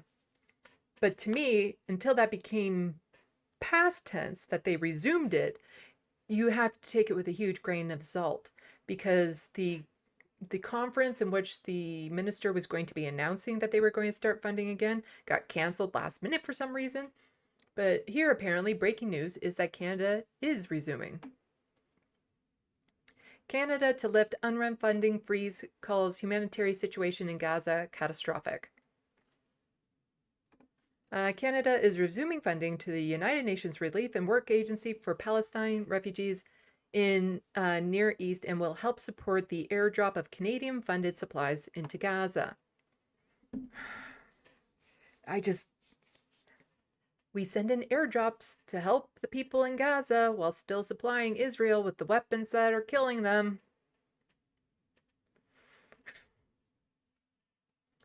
Minister of International Development Ahmed announced the decision Friday afternoon, stating it was taking place so that more can be urgently done to respond to the dire needs of Palestinian civilians.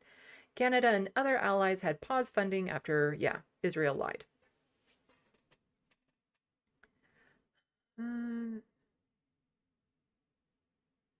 So,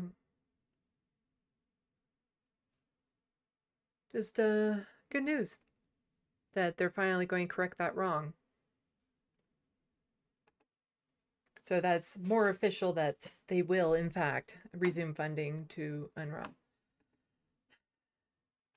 And I'll be a lot happier when it is finally past tense and that it has resumed. But let's check the Sandbox, and then we'll move on to the story that will drop where this is sitting.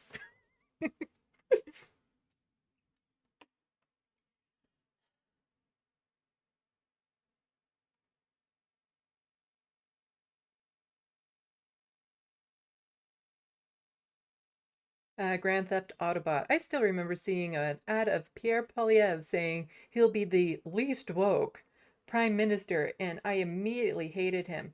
Well, maybe if he had a set of double Ds, he wouldn't be woke anymore. We're going to get into that. It's just wild.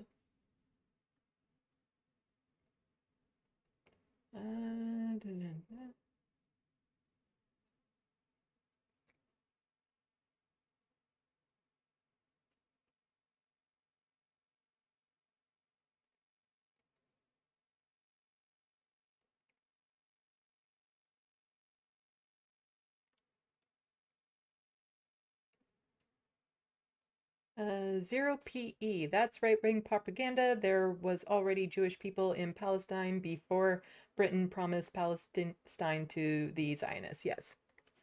Her statement was just absolutely racist, Islamophobic, anti-Muslim, ahistorical. Like, it was just all of the above. And she should have been kicked out of... It took her a long time to apologize, but it was an apology more along the lines of, I'm sorry you felt hurt.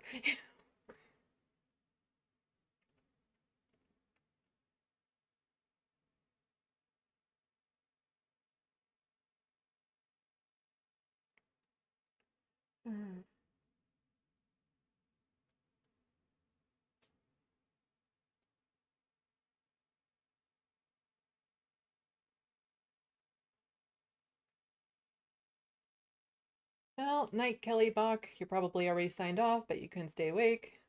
So maybe if you rewatch this, you'll see me saying goodnight.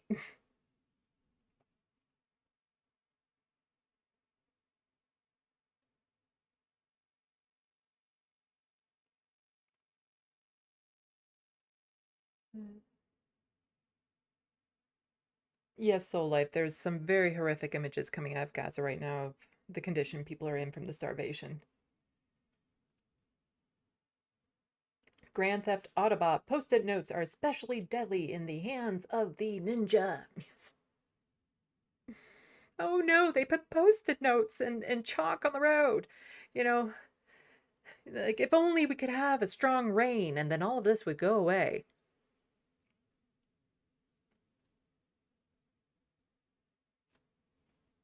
Jade Dragon, okay, cool, bye.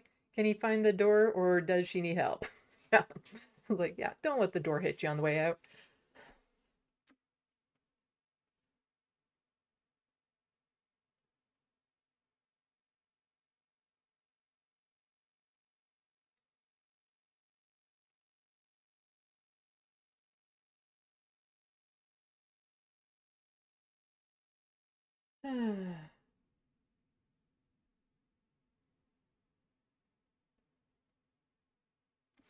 Okay.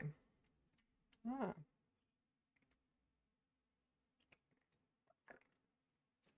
I'm going to need my voice for this next one. So let's maybe adjust these a little bit.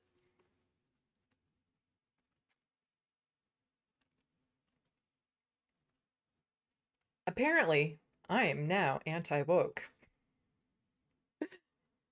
because a body part of mine is now a trend again.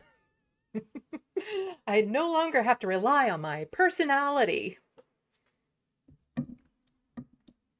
Yes, right wing, I am no longer woke.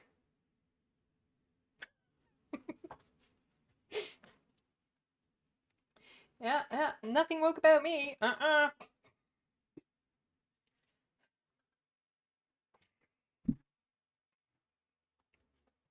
It's just wild. It's wild. It's like, oh my god, there was a white woman with double D boobies, and now wokeness is dead. I happen to be white, but not a woman, but yeah, yeah. Now I can win over, right-wing men without having to worry about my personality. Oh.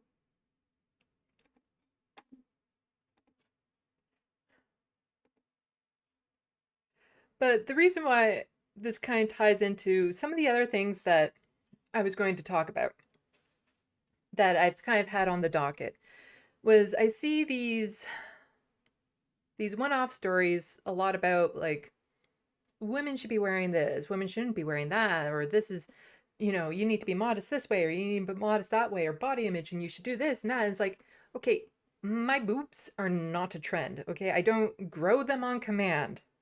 It's nothing that I had control over. It's just the way the genetics lined up in me. I happen to have well developed or largely developed boobies. And they used to be much, much larger when I was very, very overweight. But all too often, aspects about women and people who present as female are made into commodities and trends and preferences of people, and all the pressure is put on those things that then gives those people power. For the sake of complexity and just kind of streamlining this, I'm just going to say women from this point on, but I also am including people like me, NBs who present female. And yeah, this is nothing new, and we'll go over some of the different types that there is out there. And then, yeah, when this newest headline kind of came out there, I'm like, okay, so I can wrap this all up. So we'll start with Ask Aubrey. I follow her on Twitter and Blue Sky because I gawk in horror at some of the things that she posts. Like, these are actual people. I don't get it. I don't get how normal human relationships are a thing if this is what some of them have to put up with. But she says here, it has never been about modesty to these types of dudes. It was and is about control. And what is she talking about? So you can see here a person who is pregnant showing off her pregnant belly, and she's covered head to toe with a hijab and everything. So most likely Muslim. And the response that this got from some people judging her on it in a way that I don't think a lot of people were necessarily expecting. So this person saying she is wrong showing all of this impermissible. She is literally showing the shape of her breasts and tummy, which is our prophet forbade. May Allah guide this degenerate hoe to Islam. Right image shows correcting clothing for a Muslim woman in Islam. This person saying, keep it to yourself. No need to expose yourself to the world. This message is not intended to offend you.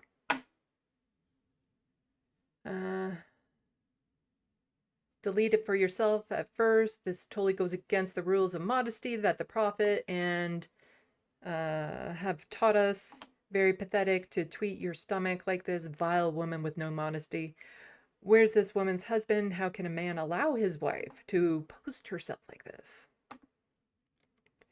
Yeah. It has never been about modesty and always been about control. Because nothing is ever good enough. It doesn't matter how covered they are. Should they express themselves in the slightest way whatsoever, then they're a horrible, horrible person for it. It is just, they want to strip people of their personality, of their expression, of who they are, and force them into these roles that a lot of them don't want to be in. Some of them do like that type of role, a lot of them don't. And it is just, and always has been, about controlling what women wear, how they wear it, what they express, what they show, because the men can't control themselves. That should they see an ankle or a shoulder, they can't help themselves. Like, I was going to show a bit of this, but then it's a little bit too dark for what I want to go over now. But he's basically, this pastor here was saying, yeah, if women are dressed like whores, then they kind of, if they get raped, I understand why. Like, oh well. So here it's like, yeah, if you dress like that and you get raped and I'm on the jury, he's going to go free because a man's a man, is what this guy had said. And now, if you even show the shape of your stomach in your breasts, then a man's a man, is pretty much what it is. Like, you can't show any aspect of your body, or else it's your fault if anything happens to you. And then there is this.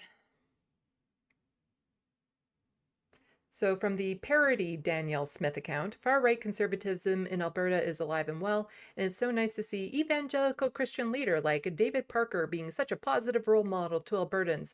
We need more leaders willing to share hate speech by openly ridiculing and fat-shaming the opposition.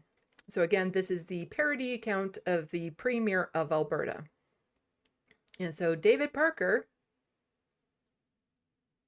who is a preacher, said, "This woman can't control how much food she puts in her mouth, but she wants us to trust her with running the Alberta government." Yeah. Just a whole lot of bad there. Generally speaking, men aren't attacked the same way as women are when it comes to that sort of thing. There's a whole litany of reasons as to why somebody can be overweight. It sometimes has very little to do with how much they put food in their mouth, how much control they have. There are health conditions, there's societal conditions, there's access to the ability to have healthy food, to be able to have the exercise. There's disabilities preventing people from getting the exercise. There's a whole cultural and so many reasons out there as to why a lot of people are overweight. And obesity is such a problem in North America right now. And to see men, primarily men, who a lot of them aren't exactly in the best of shape themselves, mock and ridicule a woman because she happens to be on the larger side, it's just disgusting. Like, who she is, her body, has nothing to do with the policies that she is going to run on, with how she is going to, govern her for what she's running for. So apparently she's running for Alberta NDP leadership. There's been a lot of things in my life that I actually never did pursue because of my weight and how big I was and how I looked because of it. Because I was so afraid that that's all people would see when they saw me. And to people like him, then yeah, that was the case. Like, that's the thing. It wasn't just in my head, it was actually in practice out in the real world. But it's like, again, nothing is ever good enough because if we go back here, many of you don't understand that body positivity became a thing because back in the 2000s, you were considered disgustingly fat if you looked like this. I would love to look like that.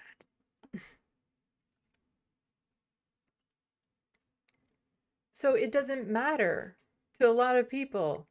You can be all sorts of different sizes, but if you're not the size that the male who happens to be glancing at you prefers, then it's the wrong size. And a lot of this insecurity comes from men because,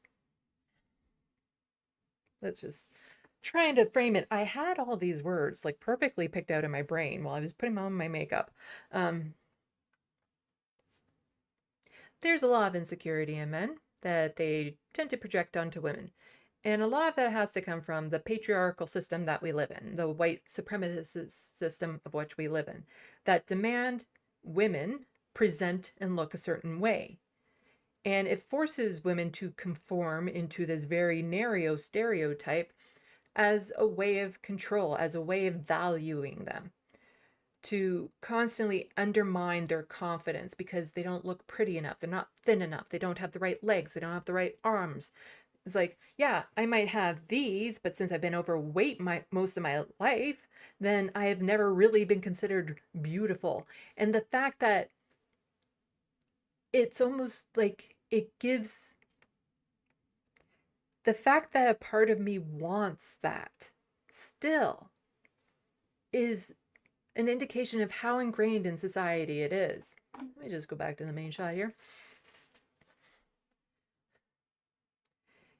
You see, it is just a way of controlling women and having them basically settle for something less.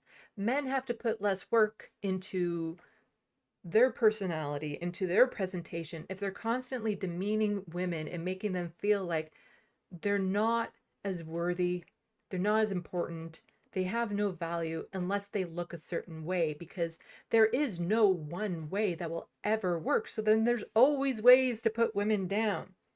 Like, so too often you'll just hear some random guy say, I prefer a woman with a delicate figure and skinny and stuff like that. And it's like, who gives a shit as to what this one random man prefers to look at? Because the next man down the road is going to prefer somebody with a bigger frame, and the next man's going to prefer this and that and the other thing. But it's so important that you conform to this one standard of Eurocentric beauty in order to fit into this.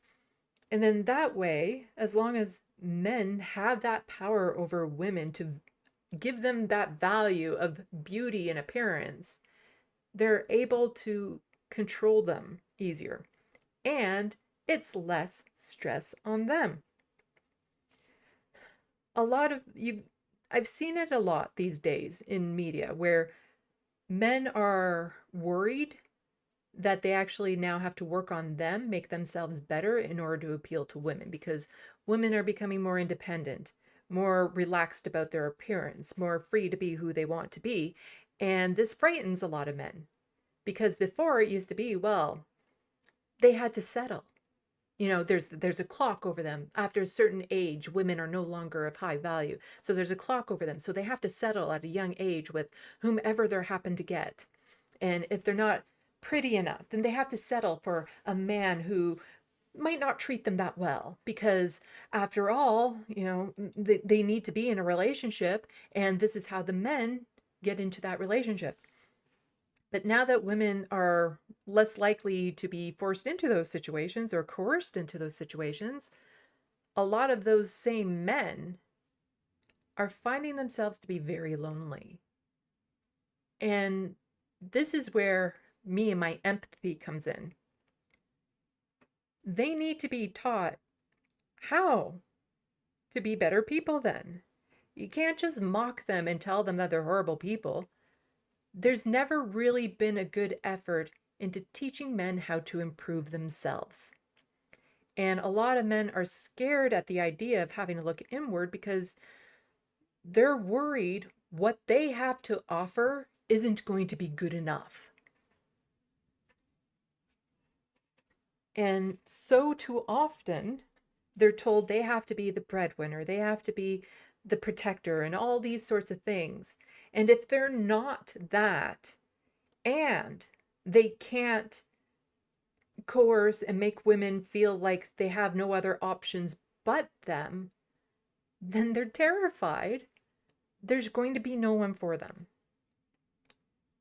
But the thing is that men can actually, it would be better if they looked at this as a good thing.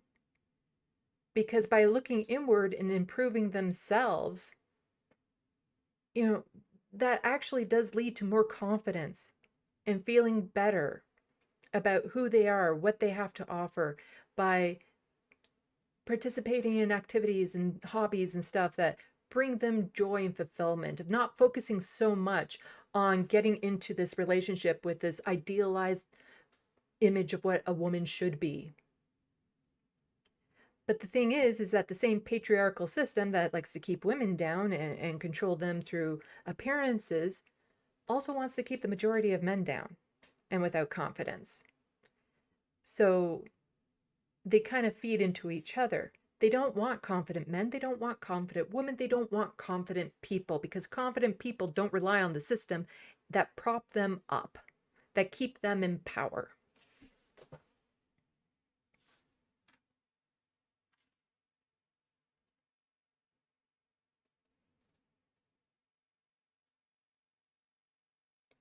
Power all too often is treated like a finite resource, in that there's only so much out there and that you need it to succeed in life. And when people are stripped away of that idea of why are they trying to seek that power, why are they trying to have power over one another, and they really just focus on themselves and what they want to do, a lot of the stress goes away and a lot more confidence comes in. And a lot of the material needs or wants that people have go away. And a lot of the material wants that people have is what drives the capitalist system. You need to look fashionably beautiful at all these times with this makeup, with these outfits, to do this and that and the other thing all the time. Then you have to go to the gym, and then you need these diet products, and then you need to do this, and then you need to do that. And everything that just feeds into this capitalist system that was designed by men to stay in power for the very few at the top that had the wealth to begin with. So it's not exactly shocking when, again, the idea of what is and isn't woke is attached to body parts that people have no control over. But the right wing, like, some people accuse the left of making it about body parts, especially when it comes to the term birthing people, where it's quite often the right wing that is constantly focused on body parts. What does a woman look like? How do they present? Which then puts so many other women in danger if they don't conform to this very rigid standard. Trans women are often in danger because they don't conform to this very rigid standard that, if you go into a washroom and you look at drumness, or you have like a short haircut, or you're a tomboy, or you're all these sorts of stuff, then you're going to start being attacked by these same right-wing bigots because you don't look like the women they want you to look like. So it's the right wing that is constantly making it about body parts, about the reproductive systems, about, does the woman have this look? Is she this skinny? Is she, this young? And all that sort of stuff. They're the real ages. But all of this is kind of accumulated into a really, really funny headline.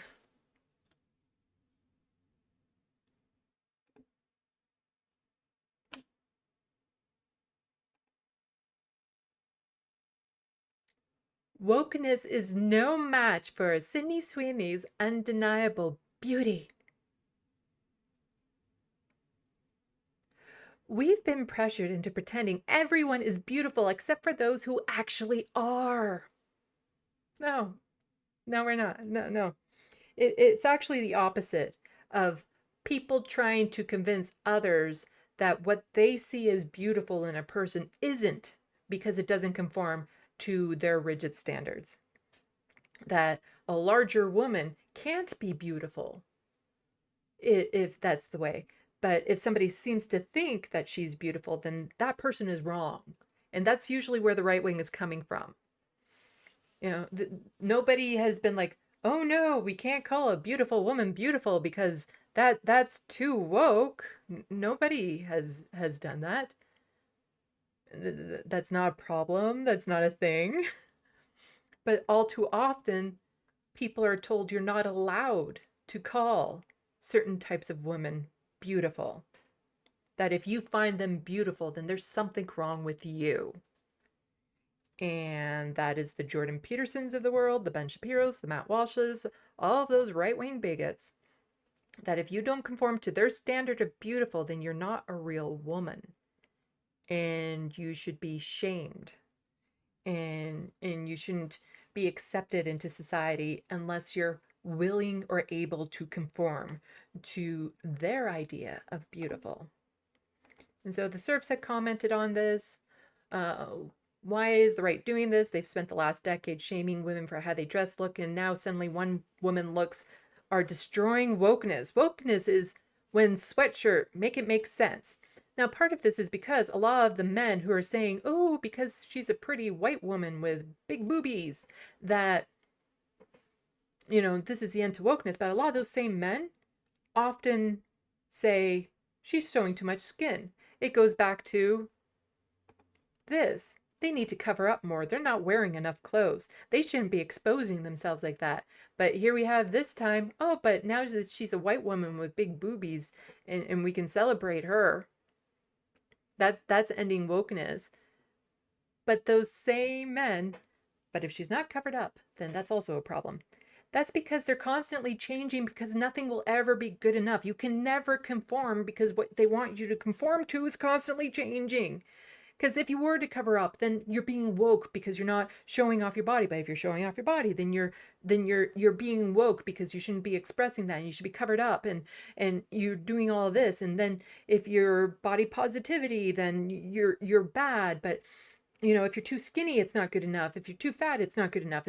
There is never a fixed place that people should be. So then that way they're always able to shame, always able to say that the woman is in the wrong because there is no one singular thing that they're conforming after because it changes from person to person. And with that person, it changes depending on their mood. David Dole also tweeted this out. That's a real line from one of Canada's largest national newspapers. Yes, the National Post is a right-wing rag, often has anti-trans headlines. Shocking. Yeah, shocking that they would be anti-trans in a lot of their articles. They were also the same newspaper that was all about the Hamas terrorists, being mad at the people who were doing the stand-up comedy show for the Friends of the IDF, the one that Julie Gold was partaking in. Yeah. And then the National Post said that those were Hamas supporters trying to shut down a comedy event. So the National Post is a right-wing magazine. But I read this article and the idea that it's not done completely in irony, it blows my mind. This article is hilarious. And so much so, I have to share it with you guys. You know, it is Canadian after all. Will that fit? No, I have to make it one smaller. Yeah, it is Canadian. So it's my responsibility and duty as a Canadian to share with you Canadian news. Now, I'm not just going to read this in my regular voice. because it's just too much fun. Some of you may know I used to have a different job. It didn't last long, but I did have a job as a phone sex worker at one point. So I do have a different voice, and this article is demanding I use this voice. So let's get ready for a fun ride, and I'm going to need to take a drink before this starts.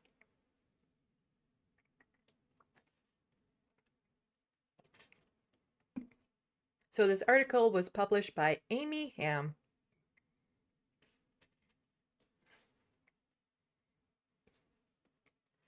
Are Sydney Sweeney's breasts double D harbingers of the death of woke?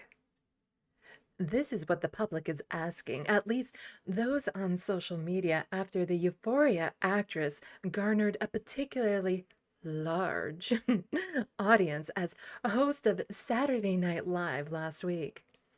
Sweeney is obviously a conventionally attractive young woman, and if you don't personally admire her beauty, we can certainly all agree that she's got a voluminous, I guess I misspelled voluptuous, appeal.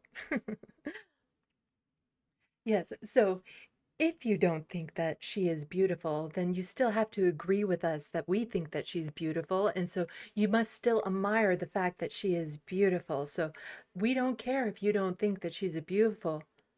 You have to still agree that she has appeal. Sweeney knows this and runs with it playfully, owning her sex appeal with zero apologies, because those men on the right wing really love it when women own their sexuality and their sex appeal and use it, especially for things like, I don't know, OnlyFans.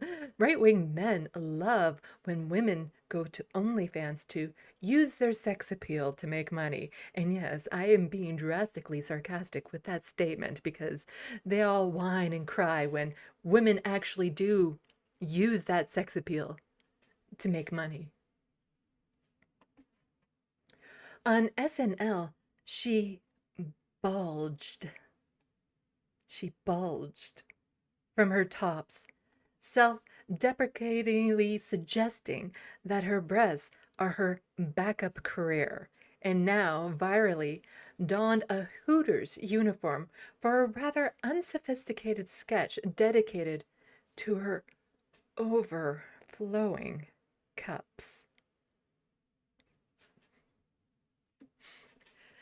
So you see, we already understand that because she has these voluptuous, big double Ds, that she's going to use that as a backup career, because it's not like she as a woman could do anything other than use her appearance to make money or to have a fulfilling life.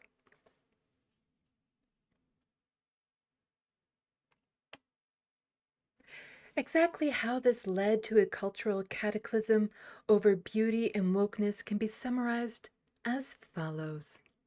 We've spent years being chastised for desiring or admiring beauty, because beauty is rare and exclusionary, and to exclude is to hate.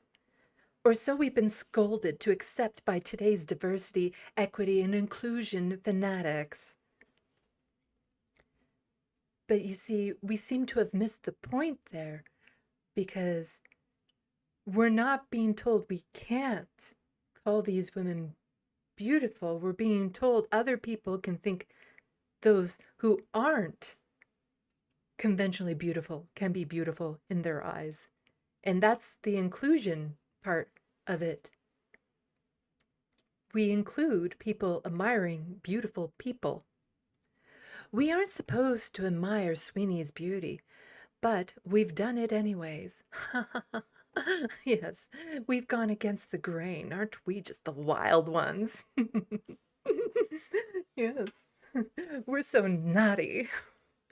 The times are changing, aren't they? Recall the words of the unrepentant, thought criminal Jordan Peterson on the plus-size model that graced the cover of Sports Illustrated 2 years back. Sorry, not beautiful, and no amount of authoritarian tolerance is going to change that. To this day, the man is partly facing censure from his professional regulator over those words. Only it wasn't just over those words. It wasn't. It's just that actually had nothing to do with it. And the woman he was saying not beautiful, like we needed to know his opinion, which we didn't. And she is beautiful, just not his taste, but who cares? Because I seriously doubt she was interested in dating him. Seriously doubt that.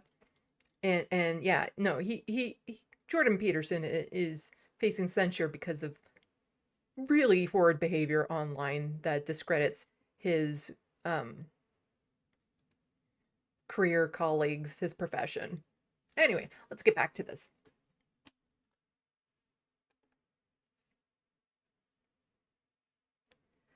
We've all been pressured into pretending that we are bad people if we aren't attracted to every influencer wannabe who is unattractive by any reasonable standard of beauty.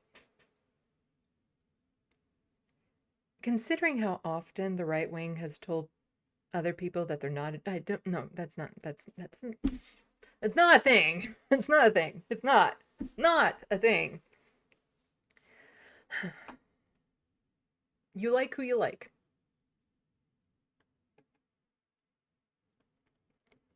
It is the adult equivalent of handing out prize ribbons to every kid on sports day, even to the kid that face planted into the mud puddle and couldn't finish a potato sack race. Everyone wins, and everyone must be regarded as beautiful, except, of course, the people who actually are.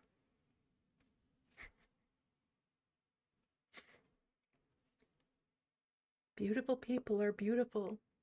It's time that we recognize beautiful people as being beautiful. Beauty Empowerment Day.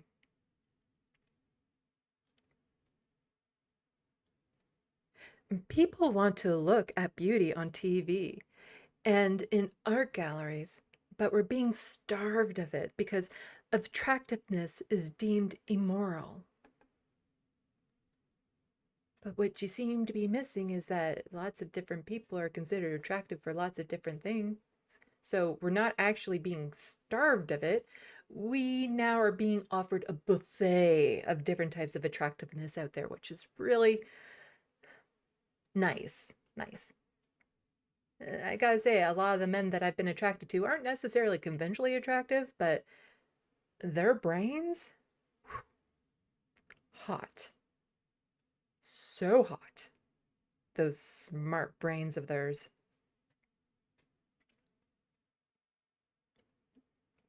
As such, beauty is now political.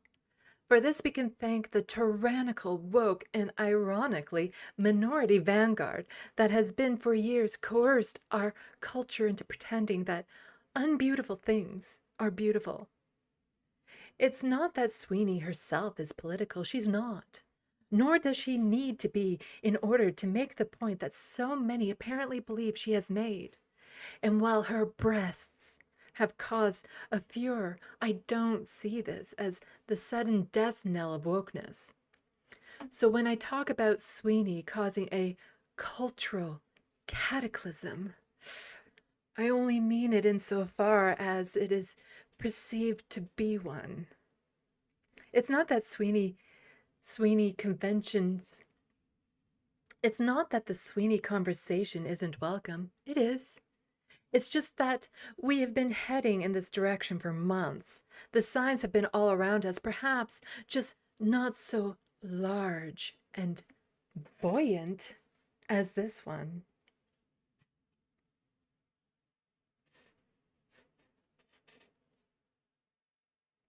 Consider another recent SNL guest. Comedian Dave Chappelle hosted the show in November 2022. This was 1 year after his Netflix special, The Closer, with its jokes about transgender issues caused by widespread hysteria amongst California's danger hare.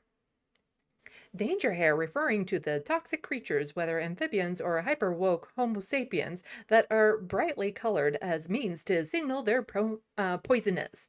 So, the brightly colored hair, like the purple and the blue and the pink and all that sort of stuff on the Homo sapiens indicates that they are poisonous.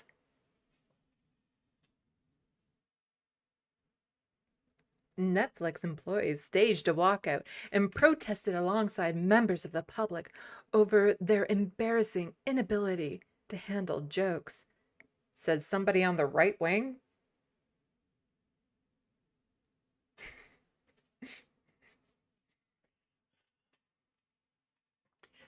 If I really miss winter and I want to see a lot of snowflakes, all I have to do is go to a right-wing rally.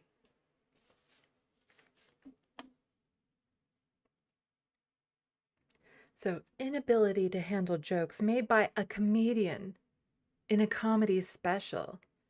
The New York Times called it one of the most visible signs of worker unrest in the history of the streaming service.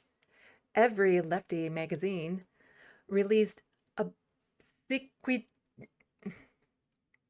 darn it, I Googled this one first.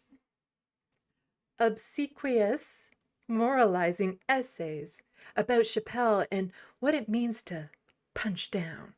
And yet, SNL still wanted Dave because we've known for some time that most of us are not running on the same operating systems as the terminally offended cry bullies.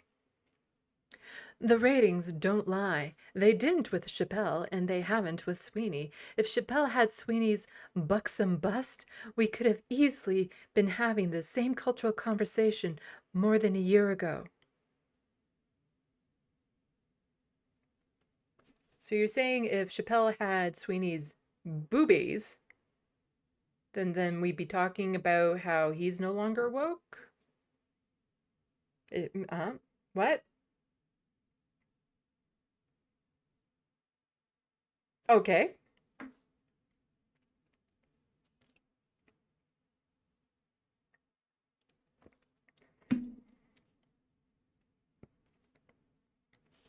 And hey, if the Sweeney discourse isn't buttoned up to the neck quickly enough, I wouldn't rule out the possibility of an SNL staff walkout or sermonic diatribe by an upcoming host over the inherent harm and violence of Eurocentric beauty standards. There is a lot of harm of Eurocentric beauty standards that, have made a... Anyway, back to the article. Vanity Fair has already published a think piece. I use that term loosely on how SNL did her dirty by enabling the audience to merely observe her youth and beauty. Bastards! Maybe SNL will even haul Sweeney back on stage for a dressing down over her brazen display. Maybe Sweeney will resent feeling she's being used as a pawn in a raging cultural war that she never intended to take a side in, and end up announcing a Biden 2024 endorsement. Maybe Sweeney will understand that she has been completely objectified for the right wing's view, and that if she wants to be anything other than this object for oogling, then she will be woke again. Because if she wants a career, if she uses her brain, if any of that ever were to happen, then she would no longer be an anti-woke icon. No, she is only anti-woke so long as we can objectify her.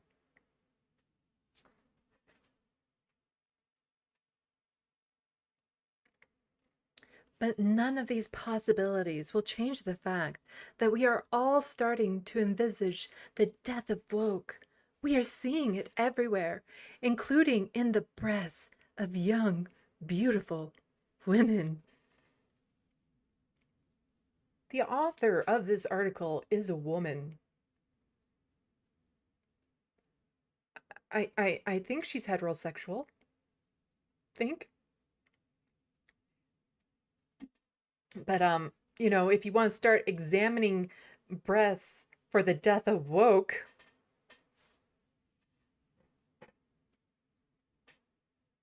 I got myself some woke titties right here.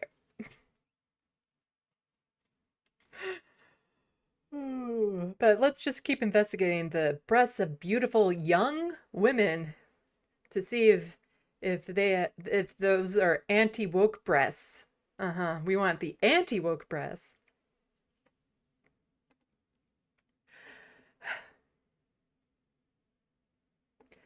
But that's besides the point, because with Sweeney, what it really comes down to is this: sex sells. That has never changed. Yes, she is an object for our viewing pleasure, and sex does sell. And that has never changed. But if you're going to be an OnlyFans girl, then you should be ashamed of yourself. If you use sex to actually sell and make money for yourself, then you should be so full of shame. Like, it is so shame. Like, you cannot do that. You must be a beautiful object for the right to desire, to be put up on a shelf and not do anything else. Don't think. Well, okay, come down to make dinner from time to time. But other than that, you need to be an object in order to be anti-woke. Amy Ham is a freelance writer and healthcare professional.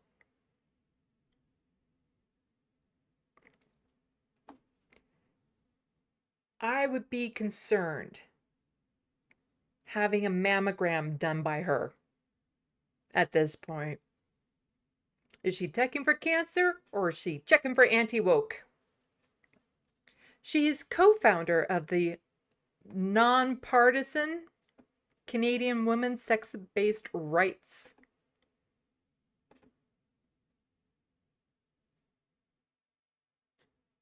Nonpartisan, you say?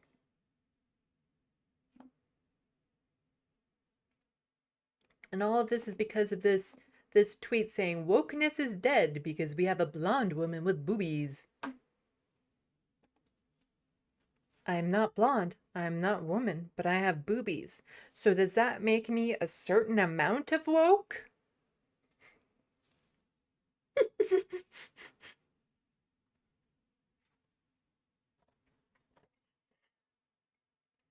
I don't know. Is wokeness dead? Because I remember there was a woman online who did this, but she wasn't wearing a top, but the screen was cut. So, but you were just seeing the jiggle, and the right wing went insane. So let's see how insane we can get that right wing, huh? Check out these non-binary boobies.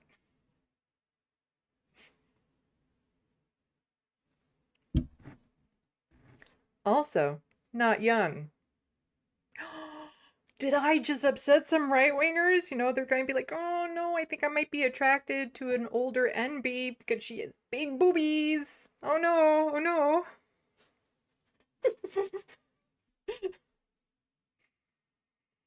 Oh. Let's check the sandbox.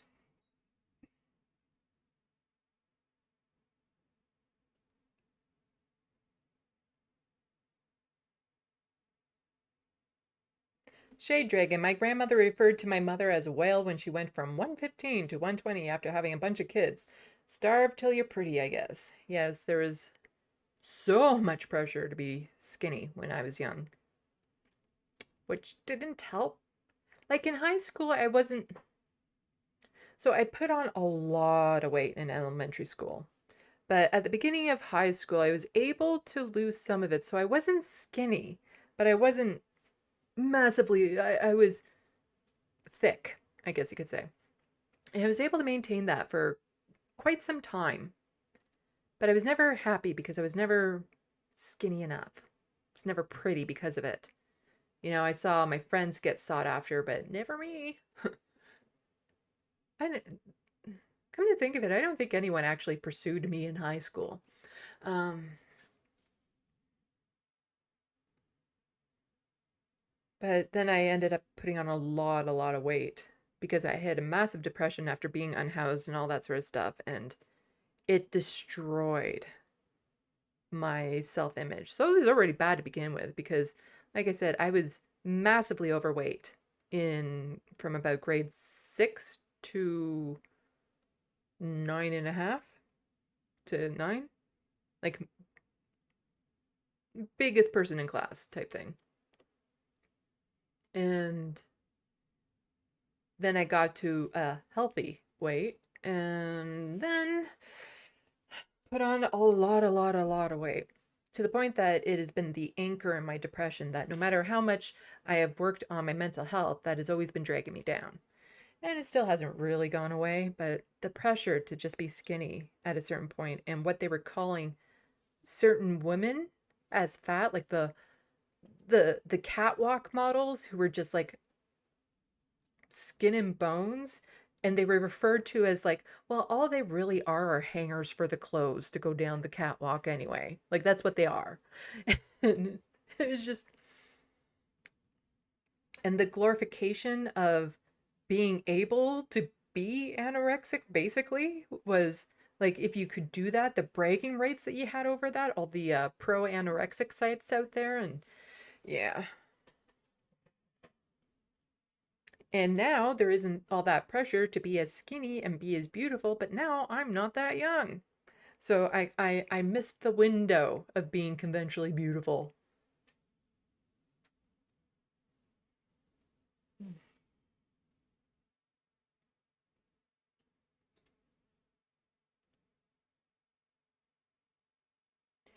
0 PE, right wing or salty because some people object to being objectified. Yeah, not everyone likes it. I'm okay with it right now. You can go ahead and objectify me right now. I am fine with that. I consent to being objectified in this moment.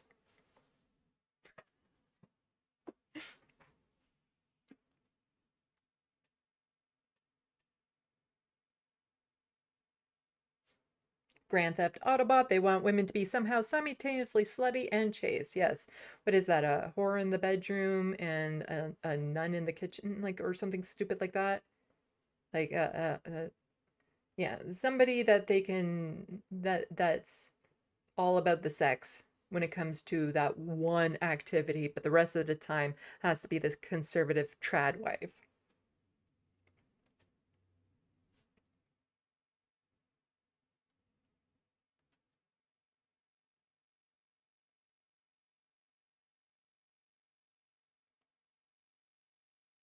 Looney Tunes 9000 backup career? Yeah.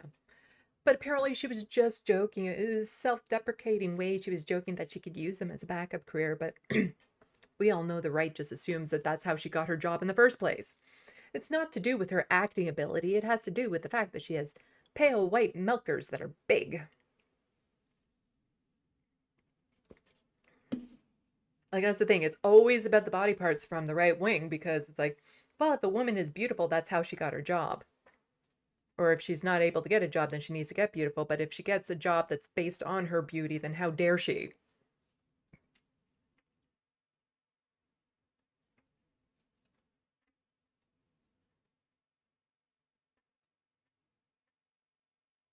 Grand Theft Autobot. It's almost like sex does something. Tells, bells, swells. It does that. It does that.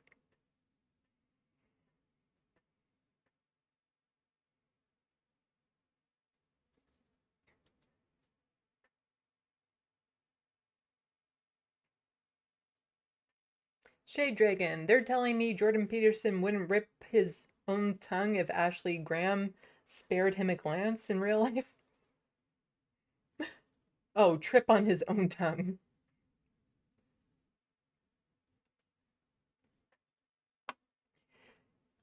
Yeah, because that's the other thing. Like, men just assume that women should be attracted to them by default and that it's on the woman to work on attracting the man. And so we should be flattered or something when a man thinks that we're physically attractive to them. Which is like, I did my hair, I did my makeup, I chose my clothes. I did not choose my body parts. Those are what they are. But I should be flattered when some man just happens to find that part of me appealing. Mm-mm. No, that's why I don't believe in love at first sight or anything of that sort, because I have to be loved for my personality, which apparently is a very difficult thing to do. Uh,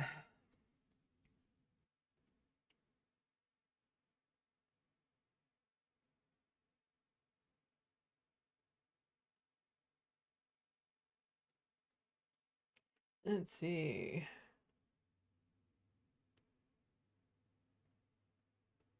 Zero PE. This article is about as goofy as that Republican Stepford Wives speech last night.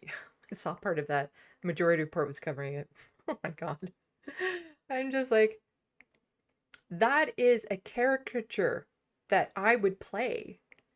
Because you guys see me, like, I don't do impressions of a person per se. I do characters. And the way that she was acting and stuff, that is a character that I would do as, like, an over-the-top representation of a housewife trying to be a politician or something. And or a high school drama dropout trying to audition for a musical in New York. Like, it's just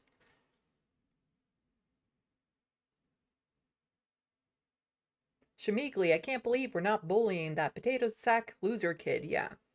It's like, if you don't conform, if you're not successful, if you're not beautiful, then you deserve to suffer and be ignored for the rest of your life. Is basically what the right wing is at. Like, unless you fit these standards, you need to be out of view, out of mind.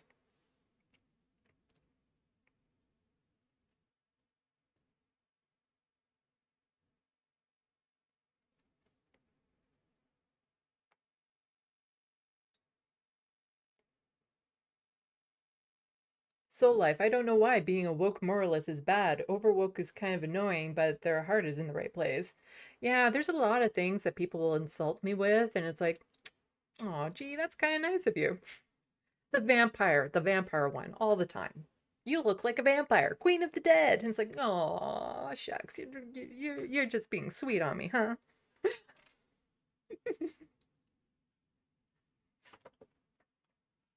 Or some people saying, you're such a commie. Your point? Hmm. How dare you call me the thing? Well, the thing is that the right wing does actually get upset when you call them the things that they are. It's like, if you say that they're racist, they blow up. But if you call me a commie, I'm like, yeah. Like, I don't know if I exactly fall into that camp. I don't know if I would define myself as a commie, but it's not exactly an insult either. But don't you dare call a right winger racist.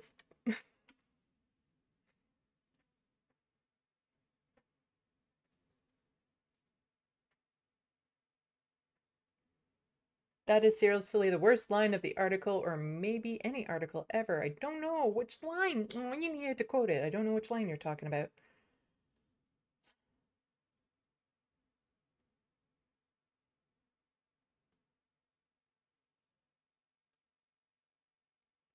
Shade Dragon. I think whoever this woman is, one might consider it's less about career and more that she likes having autonomy and rights and not being property and such. Yeah.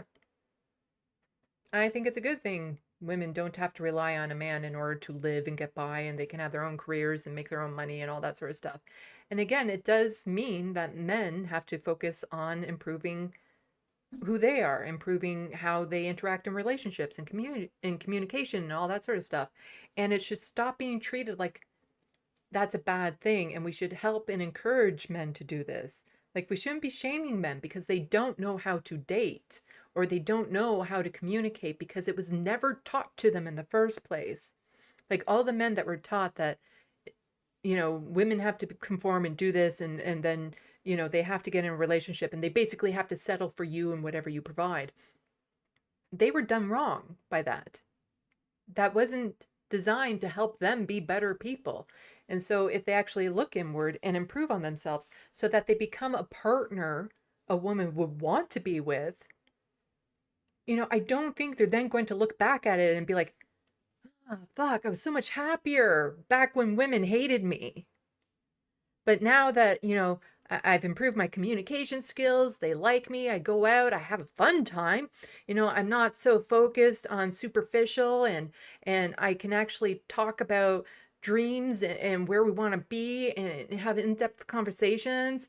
Oh, my life has just been shit ever since that. Like, I don't they're not going to look back at the times when they were just these shallow, superficial troglodytes and reminisce about that and be like, I wish I could go back to when women hated me. Hmm.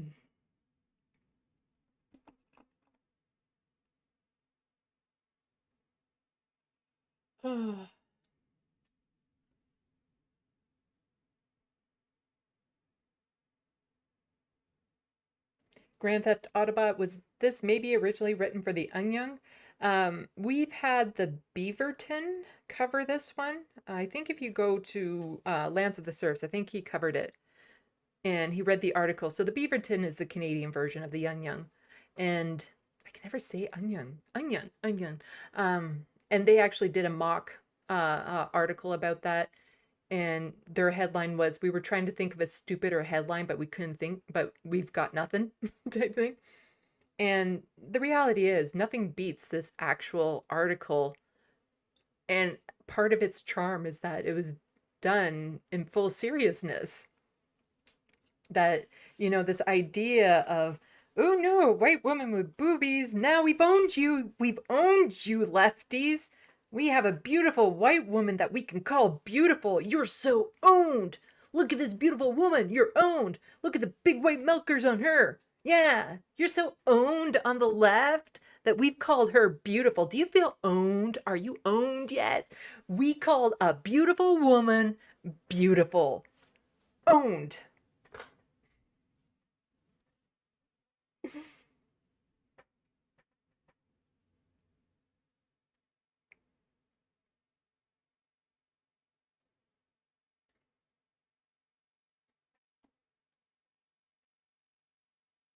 Looney Tunes 9000. Oh no, right winger's going to be mad again. LMFAO. 0PE. I love thick. I like thick in a context as well. It's the same. Shade Dragon. Beauty standards are bullshit. I shave my head and you'd be so surprised how often I got hit on. Rule 34. Yeah, they say that, there's all different types of what people are attracted to. And like, even for me, it's changed over time. Like, if I were just to look at what I find, if I would just go for a superficial appearance, and what I thought was a beautiful man when I was in high school is very different to what I would think a beautiful man is now. And part of that is aging and growing up, because, when you're a teenager, you don't necessarily think of somebody in their 50s as being an attractive person. But then when you get older, like as you get older, people around your age that when you were younger you used to think never looked attractive now suddenly look attractive as you age up. And then younger people start looking less attractive if you're, normal and healthy.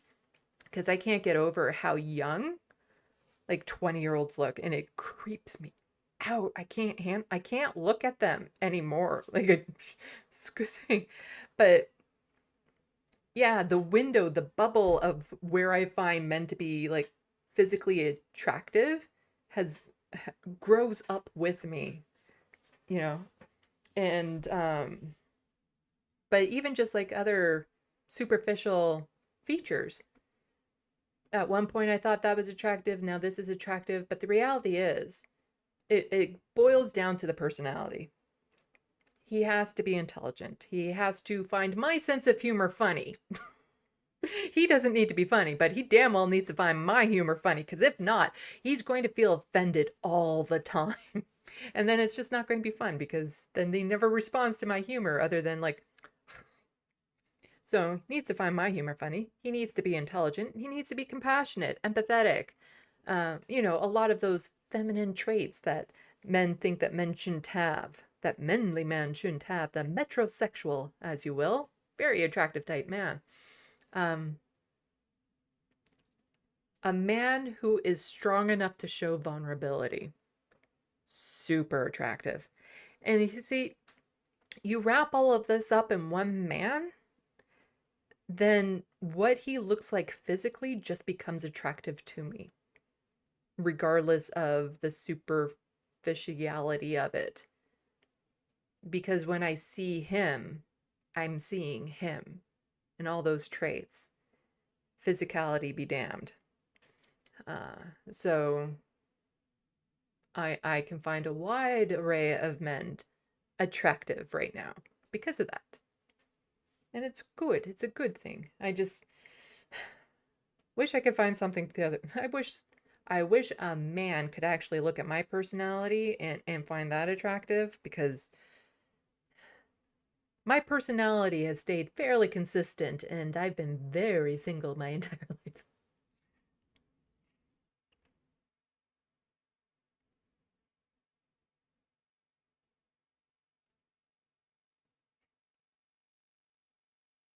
Shade Dragon, oh God, who let this nun in my house and why won't she get out of my kitchen? Oh, it makes me laugh, because it's like, I'm a horrible cook. Like, the whole idea of men seeing me as a woman and I need to get in the kitchen and stuff like that. I would totally, you know, fix their thinking on that after cooking them a handful of meals. And then it'd be like, yeah, you do not belong in the kitchen. You just don't. I regularly make myself sick from my own cooking. And don't give me that lecture of like, oh, you can learn recipes and blah, blah, blah. No, no. Okay, I don't. It's just not a thing. I just don't cook. That any man that says a woman's rightful place is in the kitchen and views me as a woman, tell you what, I'll go cook for you. And then you tell me if you still feel that way afterwards. Although I know several men who are amazing cooks, and then they invite me over and I get to have a wonderful meal. And we're just friends. But I know lots of men who are very good at cooking, and it's, again, that's like a very impressive trait to have, like, for anyone to be able to cook a good meal.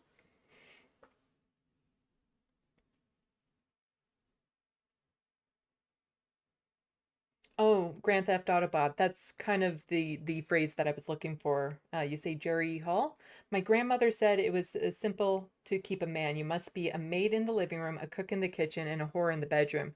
I said I'd hire the other two and uh, take care of the bedroom bit.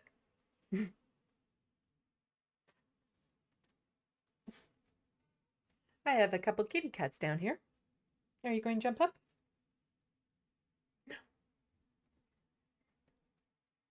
And this will be the only time people will be like, get that cat off of the screen. He's blocking the boobies. Okay. Mm.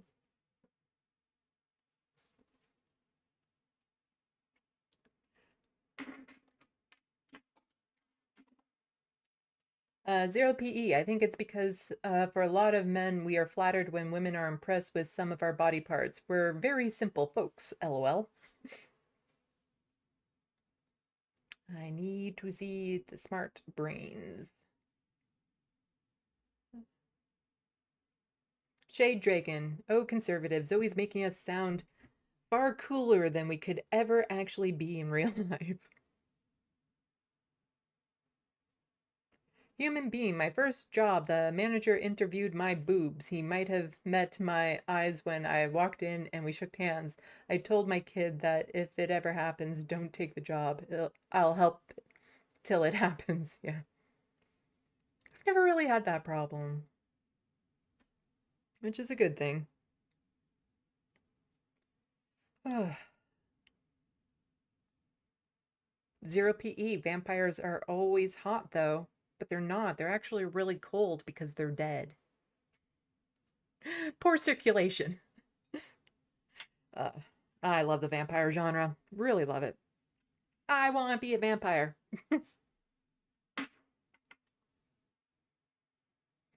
And Zero PE says, even lame ones. No, I do not want to be a vampire that sparkles in the daylight. That seeks high school students after being hundreds of years old. There's so much wrong with the Twilight series. If you ever want to watch really something fun and light, pitch meetings on YouTube by Ryan George.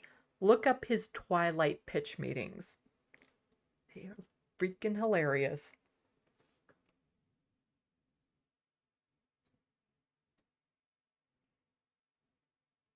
Shade Dragon are hospital blood bag vampire Lunchables.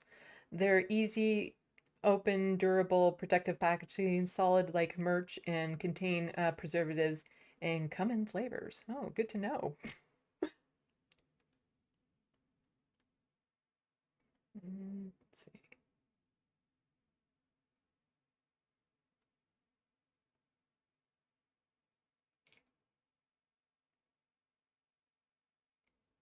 Zero PE. I hate I hate the idea that a man wants a woman to take care of them. Nothing screams mommy issues more than this stupid ass male chauvinistic idea. Yeah, what was it? I was watching the other day where they were talking about how some men just couldn't function after their wives passed away. Oh, I think it was Rebecca Watson on YouTube. She was talking about how, let's see if I can find that video.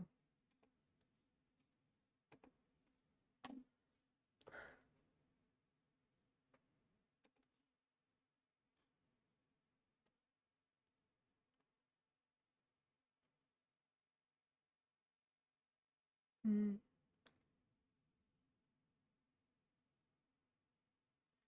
I don't think it was that one. I'm pretty sure it was Rebecca Watson.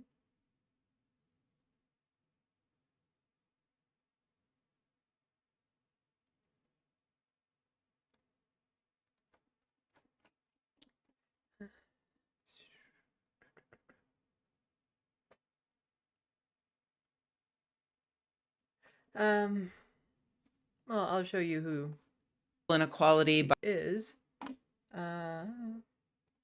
So,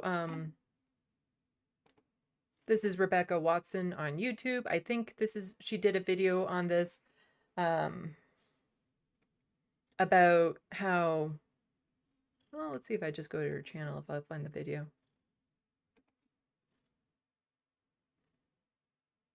Oh, this one, yeah. Why Your Divorced Dad Never Calls You is a very good video about how a lot of men are just taking care of all of their lives, and then when something happens to their wives, they're helpless. Like they're absolutely helpless when it comes to just doing some of the most basic of things. And that's a horrible way for a man to exist. Like it just is, to rely on somebody so much. Yeah, I really recommend this video here. Why Your Divorced Dad Never Calls You. Really good video. And I've seen a lot of things like that. Like that's why after divorces and stuff, when people are in their 40s and 50s and above, quite often the women are able to move on, but the men aren't, because the women, they're self-sufficient, whereas a lot of the men don't know how to cook and clean. They never develop those skills to begin with. They don't have the same type of social networks, the friends, things of that sort. And so they tend to suffer and become a lot more lonely. Whereas if we actually teach men to be, again, better human beings and how to negotiate when it comes to chores and make it into a real partnership, that way if the relationship doesn't work out, they're still a competent, able human being,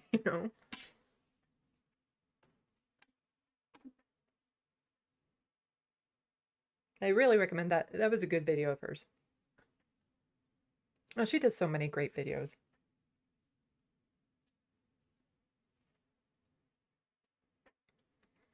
Because a lot of them, I've seen like a lot of tweets or something along the lines of, oh, she expects him to help with the baby and this and that and the other thing, but he works all his days and blah, blah, blah. And then it was, it's going to bug me. It was on Twitter. I saw this one, I believe.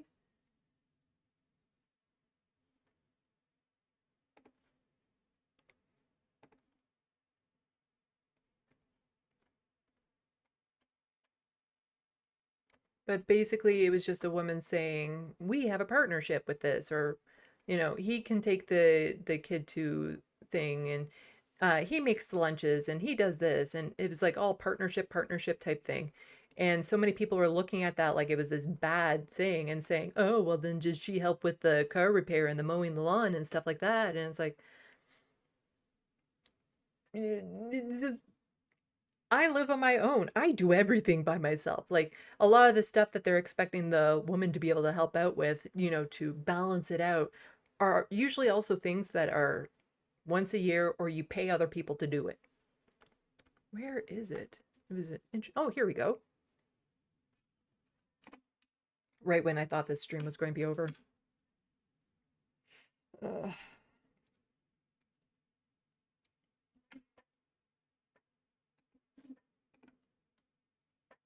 So from Olami had quote tweeted this out. No idea why they're mad at this woman. Are we not constantly discussing how many married women shoulder all the responsibility of child raising and keeping them at home in their own?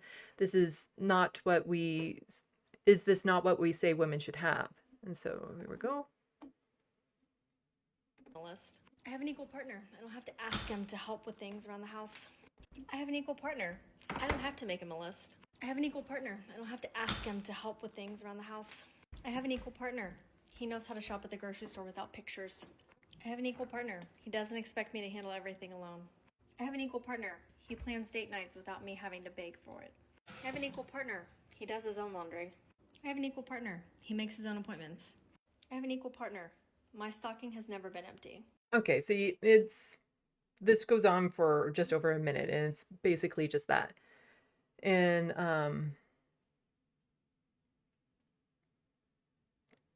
so some people just saying, like, the funny thing is most of these are just reasonable things that well-raised people would do anyway.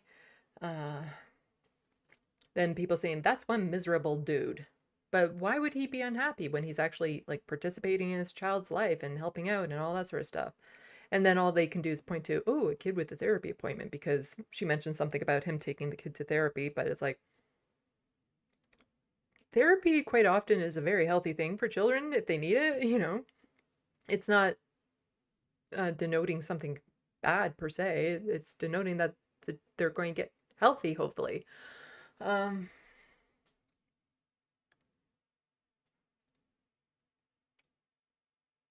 Let's see. So yeah, then you have people like this. That's great. Hopefully he has an equal partner maintaining the home, repairs, lawn care, and maintenance, etc. And it's like, well, mostly people pay for car maintenance, lawn care if you have a lawn. A lot of people don't, but probably, you know, she could mow the lawn from time to time. Maintaining home repairs and stuff, a lot of them you pay somebody to do or you figure it out, because I'm not a man and I've had to do a lot of things on my own and figure it out.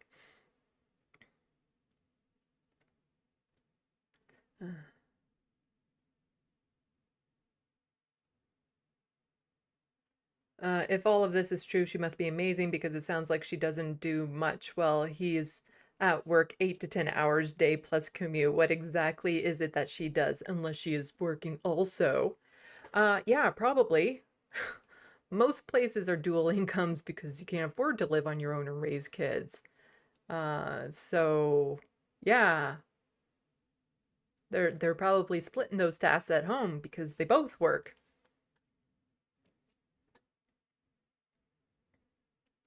But a lot of people just upset that it's like, how dare this man be an equal partner in their relationship? He's making all of us look bad.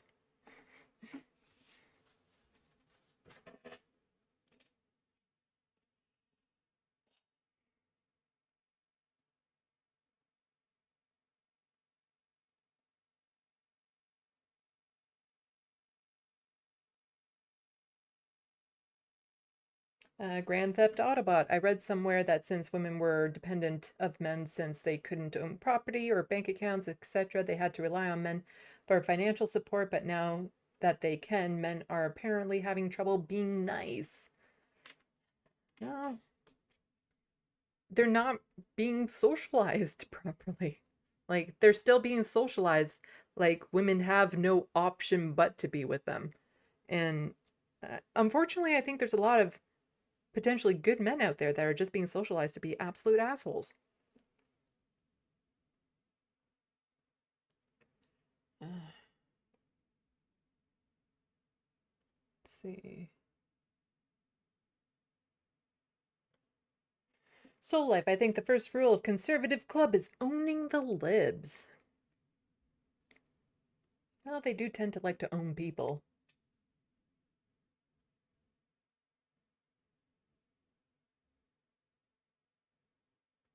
Shay Dragon, LOL, remember the temper tantrum with Martha Stewart on Sports Illustrated? No, I don't. Zero PE, I've always found older women to be attractive.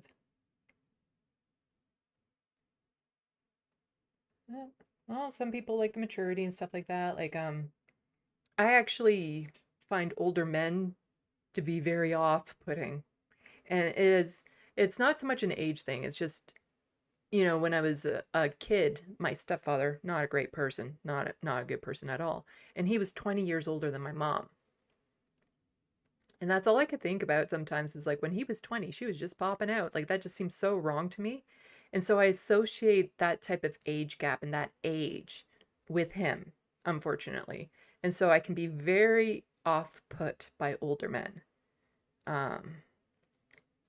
But at some point, it's like I'm going to have to get over it because men who were my father's age will be potential dating partners for me. And so I've gotten better over the years. I've had some really good friends who were older men, but it is hard for me to feel relaxed and comfortable around older men because of how bad my stepfather was. Not that anyone needed to know that, but like that's the thing. Like a lot of what we find attractive in different people can come from a lot of different reasons when you were being up, like being brought up and stuff like that. Like a lot of women find men that resemble their fathers to be attractive if their fathers were loving and caring people. So that's why nobody is wrong with what you find to be beautiful. Like I would think, you need to look a little bit more than the superficial, but you're not wrong for finding a particular person attractive or not. Lots of people don't find me attractive. They're not wrong. I'm just not their type. Whereas a lot of people find me attractive. They're not wrong. I just happen to be their type.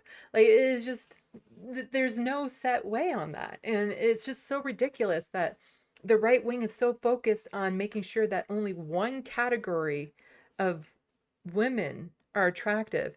And they very rarely focus on the men. Like, there's the Chad man that they talk about, the alpha male, but they don't talk about his physicality all that much unless they're like one of those gym bros type things, like the muscly, what is it, liver king type thing, where you're the alpha man with the steroid muscles. But like the Matt Walsh, the Ben Shapiro, the Michael Knowles and stuff like that, they don't tend to focus on what a man should look like other than maybe tanning their balls from time to time.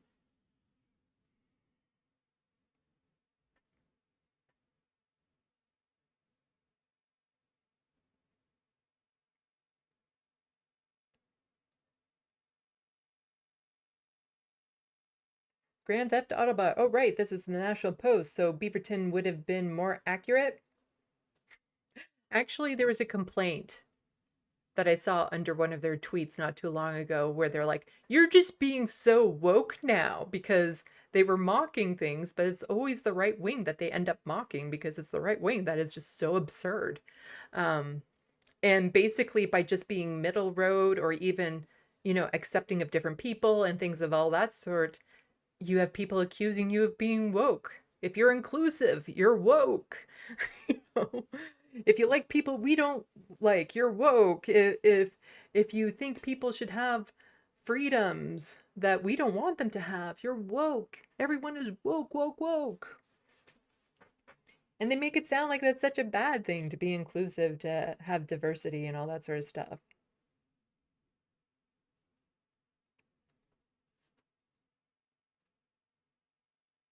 Zero PE, I'm in my 40s now and I still find older women attractive, lol. I hate that Pelosi is such a damn ghoul, lol. I can't think of a single politician that I actually find attractive because of the field that they're in. Turns me off of them. Because even like with the Justin Trudeau out there, it's one of those things, like, I can understand why people would find him conventionally pretty, like an attractive man, but I just don't. I can't find him attractive at all because of who he is, and what he's done. But, some men do focus on that, like Pierre Poilievre is undergoing a makeover to become more conventionally attractive as a man, to compete with Justin Trudeau, who is a very conventionally attractive man.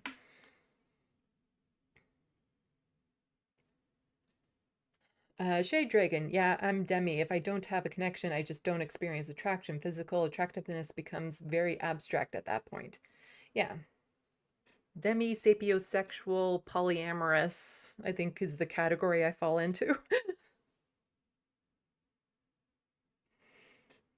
That's why I usually just tell people I'm queer, because it's easier than explaining, like, well, I'm sexually attracted to men, but it's really the personality and this and that and the other thing. So because of that, I can be attracted to anyone from any gender, not based on just sexual attraction. And then we can have relationships, and then, sex is just a part of intimacy and stuff of that sort. So that's not a problem. But they have to be this and this and this, and I have to feel this. And so it's just easier to say, I'm queer. Pansexual, I'm queer. Soul Life. I briefly talked to a conservative chick. I didn't know they don't put up with patriarchal shit. They think if you don't do it, something is wrong with you. Zero PE. Ghoulish personalities are a huge turnoff. Yeah. Shade Dragon. One of my boyfriends hates my cooking and won't eat it. The other seems to like it. One of them has a wife. Cooking is traumatic. One of them has a wife whose cooking is traumatic, a pretty awful metric on which to judge one's relationship fitness.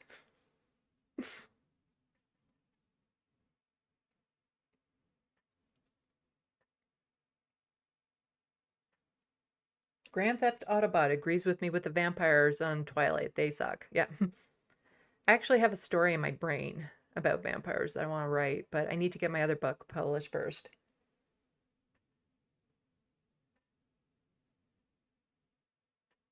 Soul Life. I love Rebecca Watson. Yeah, I love her videos.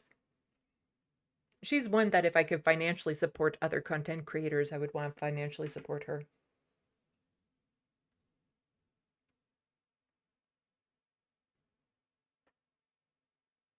Human being, never thought of it from that perspective. I have no context behind that, so I'll just say yes to everything. I've been changing it. I've been looking at it from a different perspective on everything. Men aren't even learning to relate to their own children, says Shamigli. And that's part of it that Rebecca said in that video, where it was always the mother who was maintaining the relationships and things of that sort. So when it falls on the man to solely be responsible for making a connection with the children and stuff, they don't tend to. And that's why they tend to drift more when they're adults.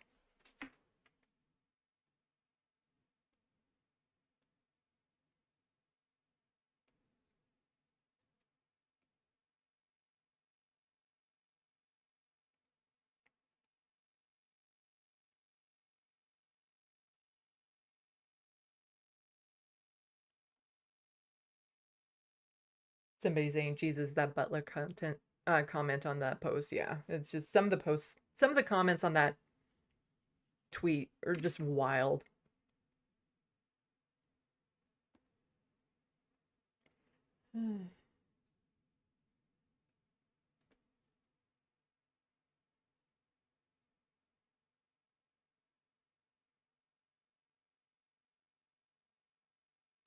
Shade Dragon, yeah. If you make your wife do all the cooking, all the cleaning, be a single parent, do all the planning, all the shopping, all the repairs, what do they need the husband for? Yeah.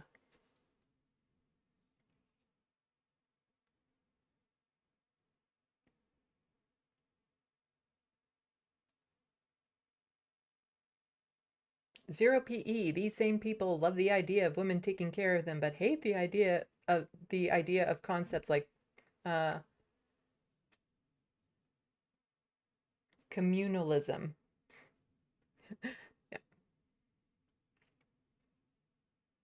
Soul Life says, good one, Sandy. Again, no idea what you're talking about, so I'll just assume everything was good.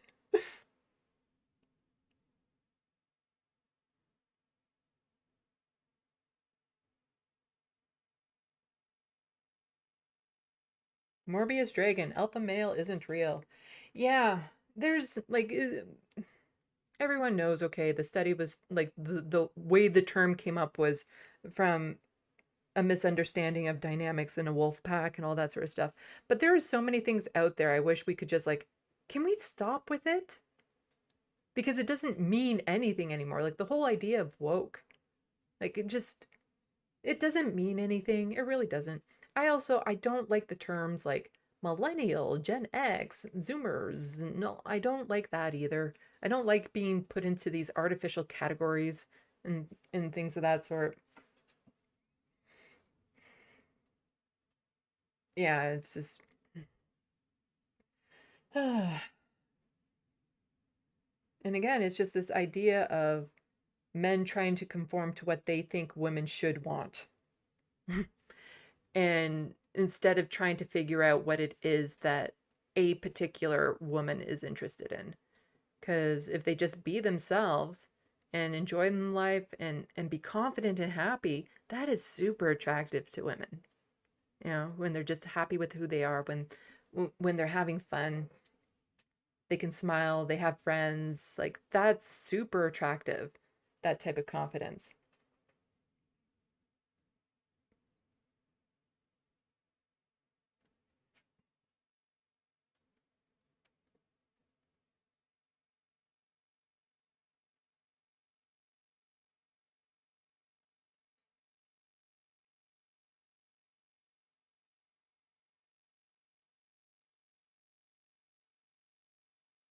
Shade Dragon, if you're looking for a good looking politician, AOC is pretty objectively hot. She is. And her policies are in the right area too, but you know, I'm Canadian, she's American. And I believe she's fiancéed up. I don't know. I don't care. Still, she's a politician. Zero PE, you can look good superficially, but you're definitely not relationship material, in my opinion, if you're pro-capitalist. Yes. There's so many first dates that just never go to a second date as soon as they acknowledge certain information and stuff. And then it's like, yeah, no, I don't want to get to know this person anymore. Because there's all these people, oh, give them a chance, go on. It's like, no, we're fundamentally not compatible if these are some of his beliefs.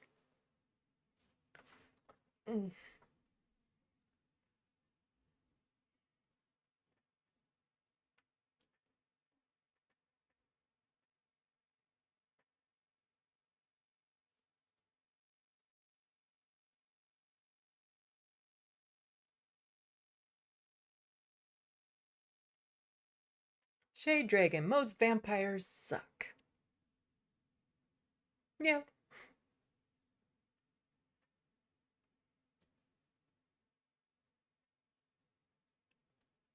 Marty, Justin Trudeau is ultimately more about how his hair looks. Well, I remember the Conservatives were making a bigger deal of his hair than he was when he first ran for Prime Minister. It was really ridiculous. again, the conservatives so focused on the body parts of other people. Like the conservatives focused about the woman who's running for the NDP leadership who is on the larger side. It's like, oh, body parts, body parts. And now it's like, oh, Justin Trudeau is so hot with his hair and stuff like that, that we can't take him seriously. Like, that is almost basically what they were saying.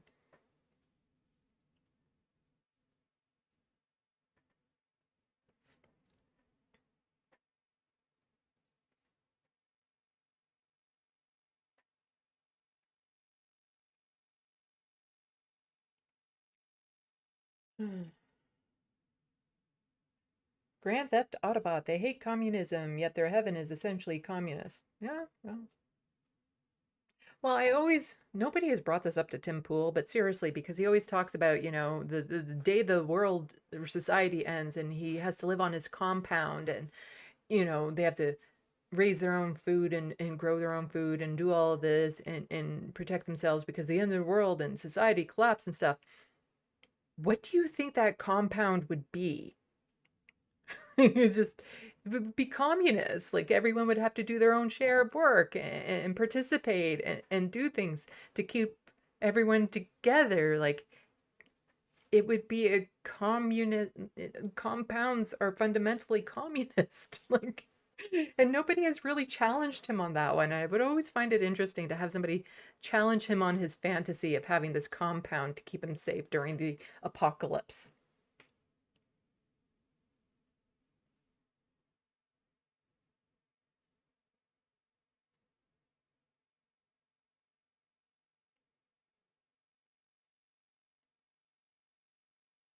Yeah, lots of vampire love in the chat.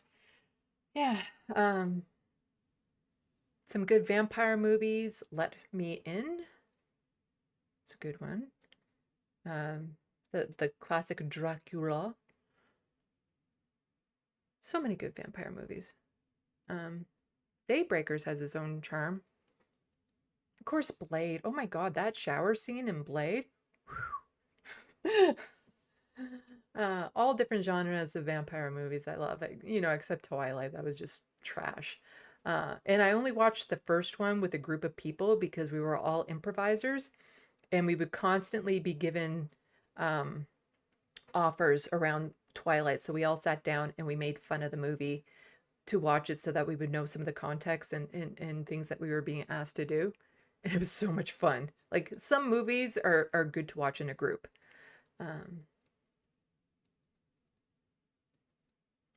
I like 30 Days a Night. The sequel, no, just don't, there's no sequel. Just don't. Sequel's horrible, horrible. Of course, Underworld is good, and then they just got weird into the later of the movies of it, when it's like they had a good premise, but then they just totally messed it up. Yeah, anyway.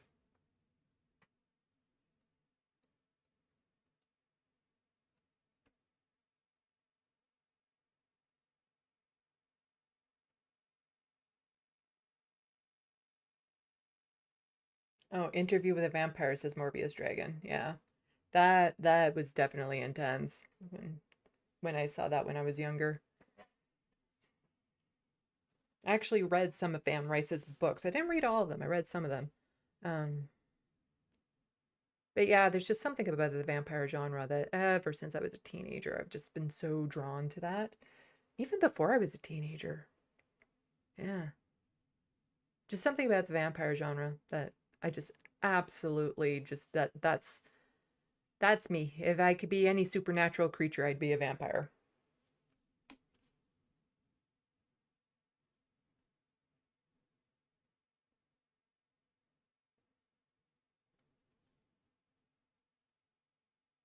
There used to be an old Canadian TV show. What was it called?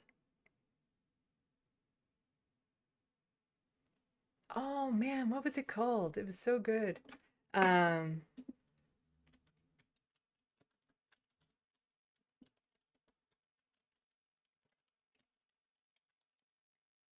Forever Night. Yeah. Forever Night. So he was an investigator with the police in Toronto, and of course he had like a allergy to daylight or something. It was campy, no doubt about it. It was a Canadian TV show, but oh my God, when I watched that when I was younger, I was just like so into that series. Like it was just amazing. Uh, let's see. Yeah, Forever Night. Better not play any sort of, yeah. 800-year-old vampire Nick Knight quests for redemption as a cop in Toronto, trying to hide his vampire nature from the rest of the world. And he ends up in like this the coroner, I believe she was the coroner who found out who he was and worked with him type thing. Such a fun series. Like it was so good. I loved it so hard. um see episodes. Oh, 3 seasons. You know what? It would actually I want to rewatch this now that I remember it. I definitely need to rewatch this. You know, get the Canadian content going.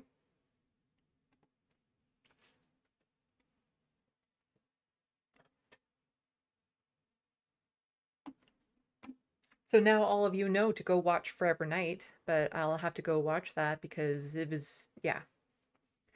I don't know how well it's aged. Let's put it that way.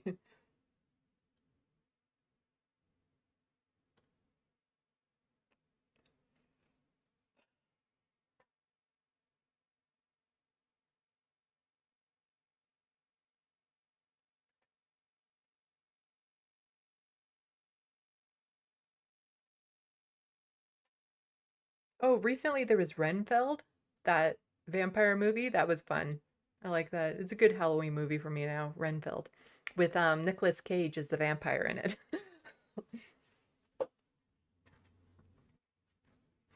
Oh, wow. We've been talking for quite some time here. And I just get distracted by chat as we get into vampire lore. But I definitely have another book in my brain about vampires that I want to write. But I need to get my first book published, which has nothing to do with vampires. But the premise of, I don't even want to give away the premise. Don't, no, I want it to be a surprise. Okay, so we've been at this for a long time, and I think I need to let people, I need to like eat or something, like food, dinner. I'm not a vampire, I need to eat food. Um,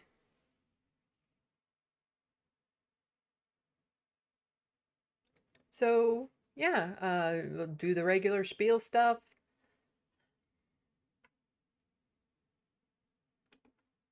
Any help with Frodo's vet bills, greatly appreciated. He has been eating, which is good. He's put on a little bit of weight, but he has to stay on medication and go back to the vet regularly for checkups because of his kidney disease. Every little bit helps. You can send a one-time donation to my PayPal, which is linked below, or if you're Canadian, e-transfer to SandeeLovas@gmail.com. Got all of these wonderful stuff. If you can, please become a patron. Link in the description box below. But only if you have, like, I don't want anyone struggling, you know, only if you have the extra money. And if you have enough for like a one-time way to show your appreciation, but you don't want to do a transfer or anything like that, I have an Amazon wish list with lots of different things on it. From things from my studio to my cats. I have a lot of chocolate on it right now because it's Easter, and Easter is my favorite candy holiday, and it would just make me smile to get some Reese peanut butter Easter stuff or other chocolatey Easter stuff. I've also just, okay, a couple necessities that I don't need. It would just make my life so much easier right now, like a toaster oven, because I cook very little for myself. Like I cook for myself and I cook very little. Like I bake. Like meals that I can just throw into the oven, but I hate turning on the oven for one portion of food. I need an electric broom because the old vacuum cleaner I have that was like falling apart has now completely fell apart. And so I was using the hose because my two babies shed like you wouldn't believe. Oh my God, they shed so much. And so it's like a carpet of fur everywhere I go. So there's just like a whole bunch of things on there. Some things are super cheap, some things are very expensive.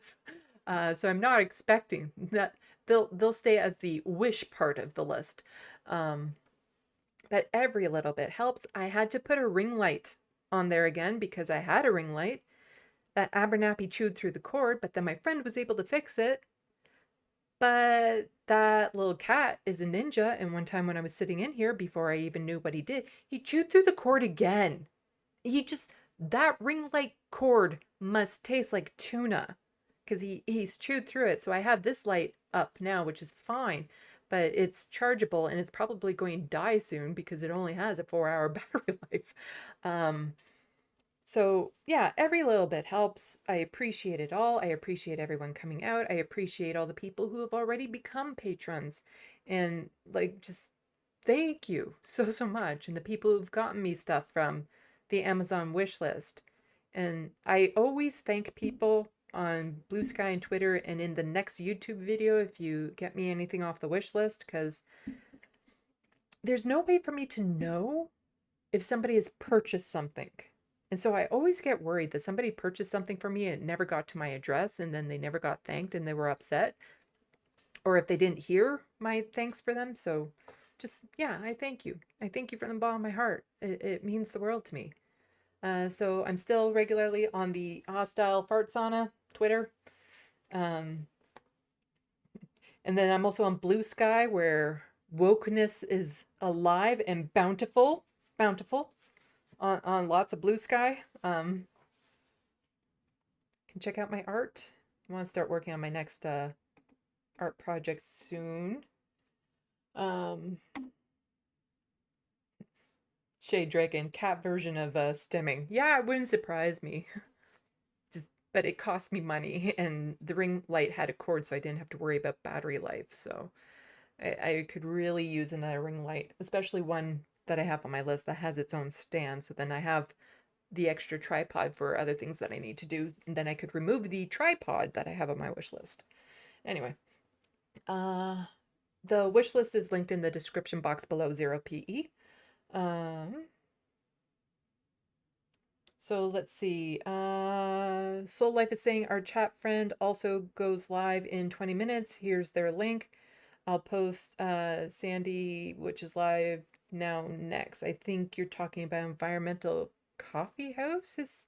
Is Sandy with a Y, I believe? I'm Sandy with a double E.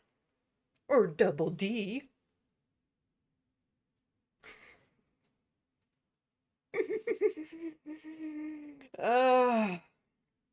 Yes, right wing. I am no longer woke because I have naturally big bazonkas. Bazookas, bazonkas, banonkers, badookers, the dunkers, the boobers. I don't know.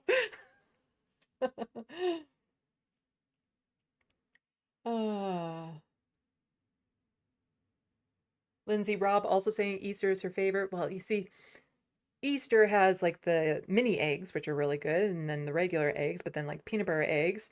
But there's these ones that are I don't know what they're called. They're on the list though. They're really expensive. But they should be semi-common. Then there's the Reese's Pieces eggs that are really good. And there's like these marshmallow bunnies, but they weren't on Amazon, so I still have to look for them. And yeah, there's so much Easter candy that you get around Easter and then also just like a bag of chocolate that is bite size lasts me forever. Like a big bag of the Cadbury mini eggs lasts me a month because I nibble and I graze on it. I don't just sit down and chunk it all down. So one bag of that lasts me a long time, which is really good.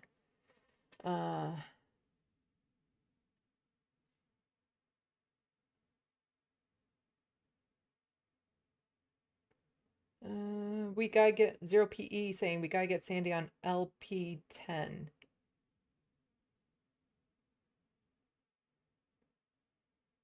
I don't know what that is. I probably know what it is. I just can't think of it right now. And lots of talks about Peeps. I'm not actually a big Peep fan. Mm-mm.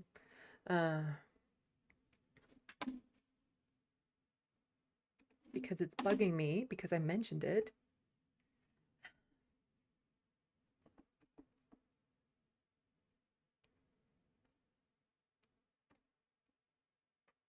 Whoppers, robin eggs. Really love those. But yeah, even like a big bag of foiled Easter chocolates, like just, yeah. There's so much Easter. Easter, Easter, Easter.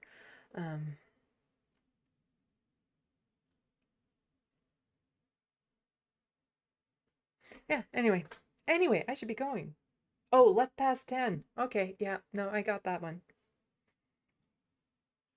Probably not on a day that I'm live streaming on Wednesday. Oh, speaking of which, I will not be live streaming on Sunday. I want to get working on the video that I'm doing about Anna Kasparian, because that video has now expanded into something much bigger than I was planning on doing, so I still have to do some ground research on it and all that sort of stuff and write the script.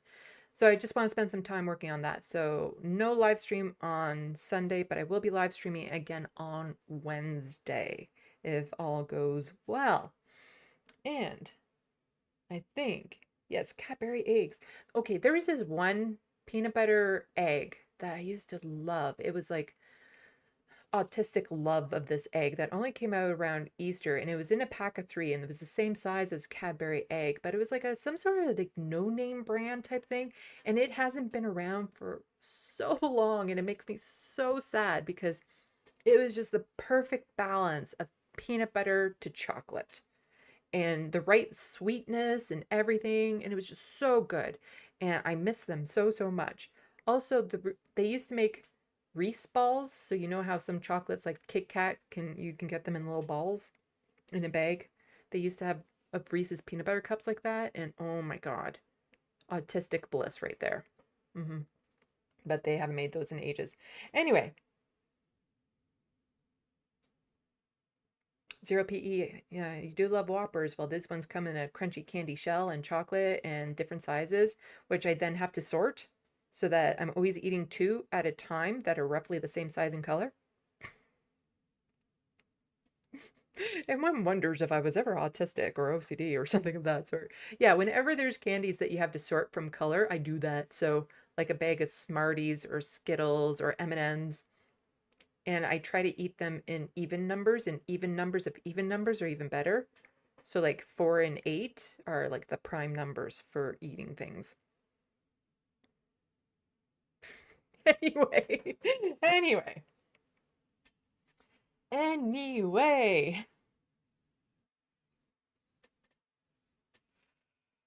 Oh. Yeah, it's time to go. Salut, à la prochaine. Thank you for watching and stay tuned. I'm Sandy, wishing your tomorrow is better than your today.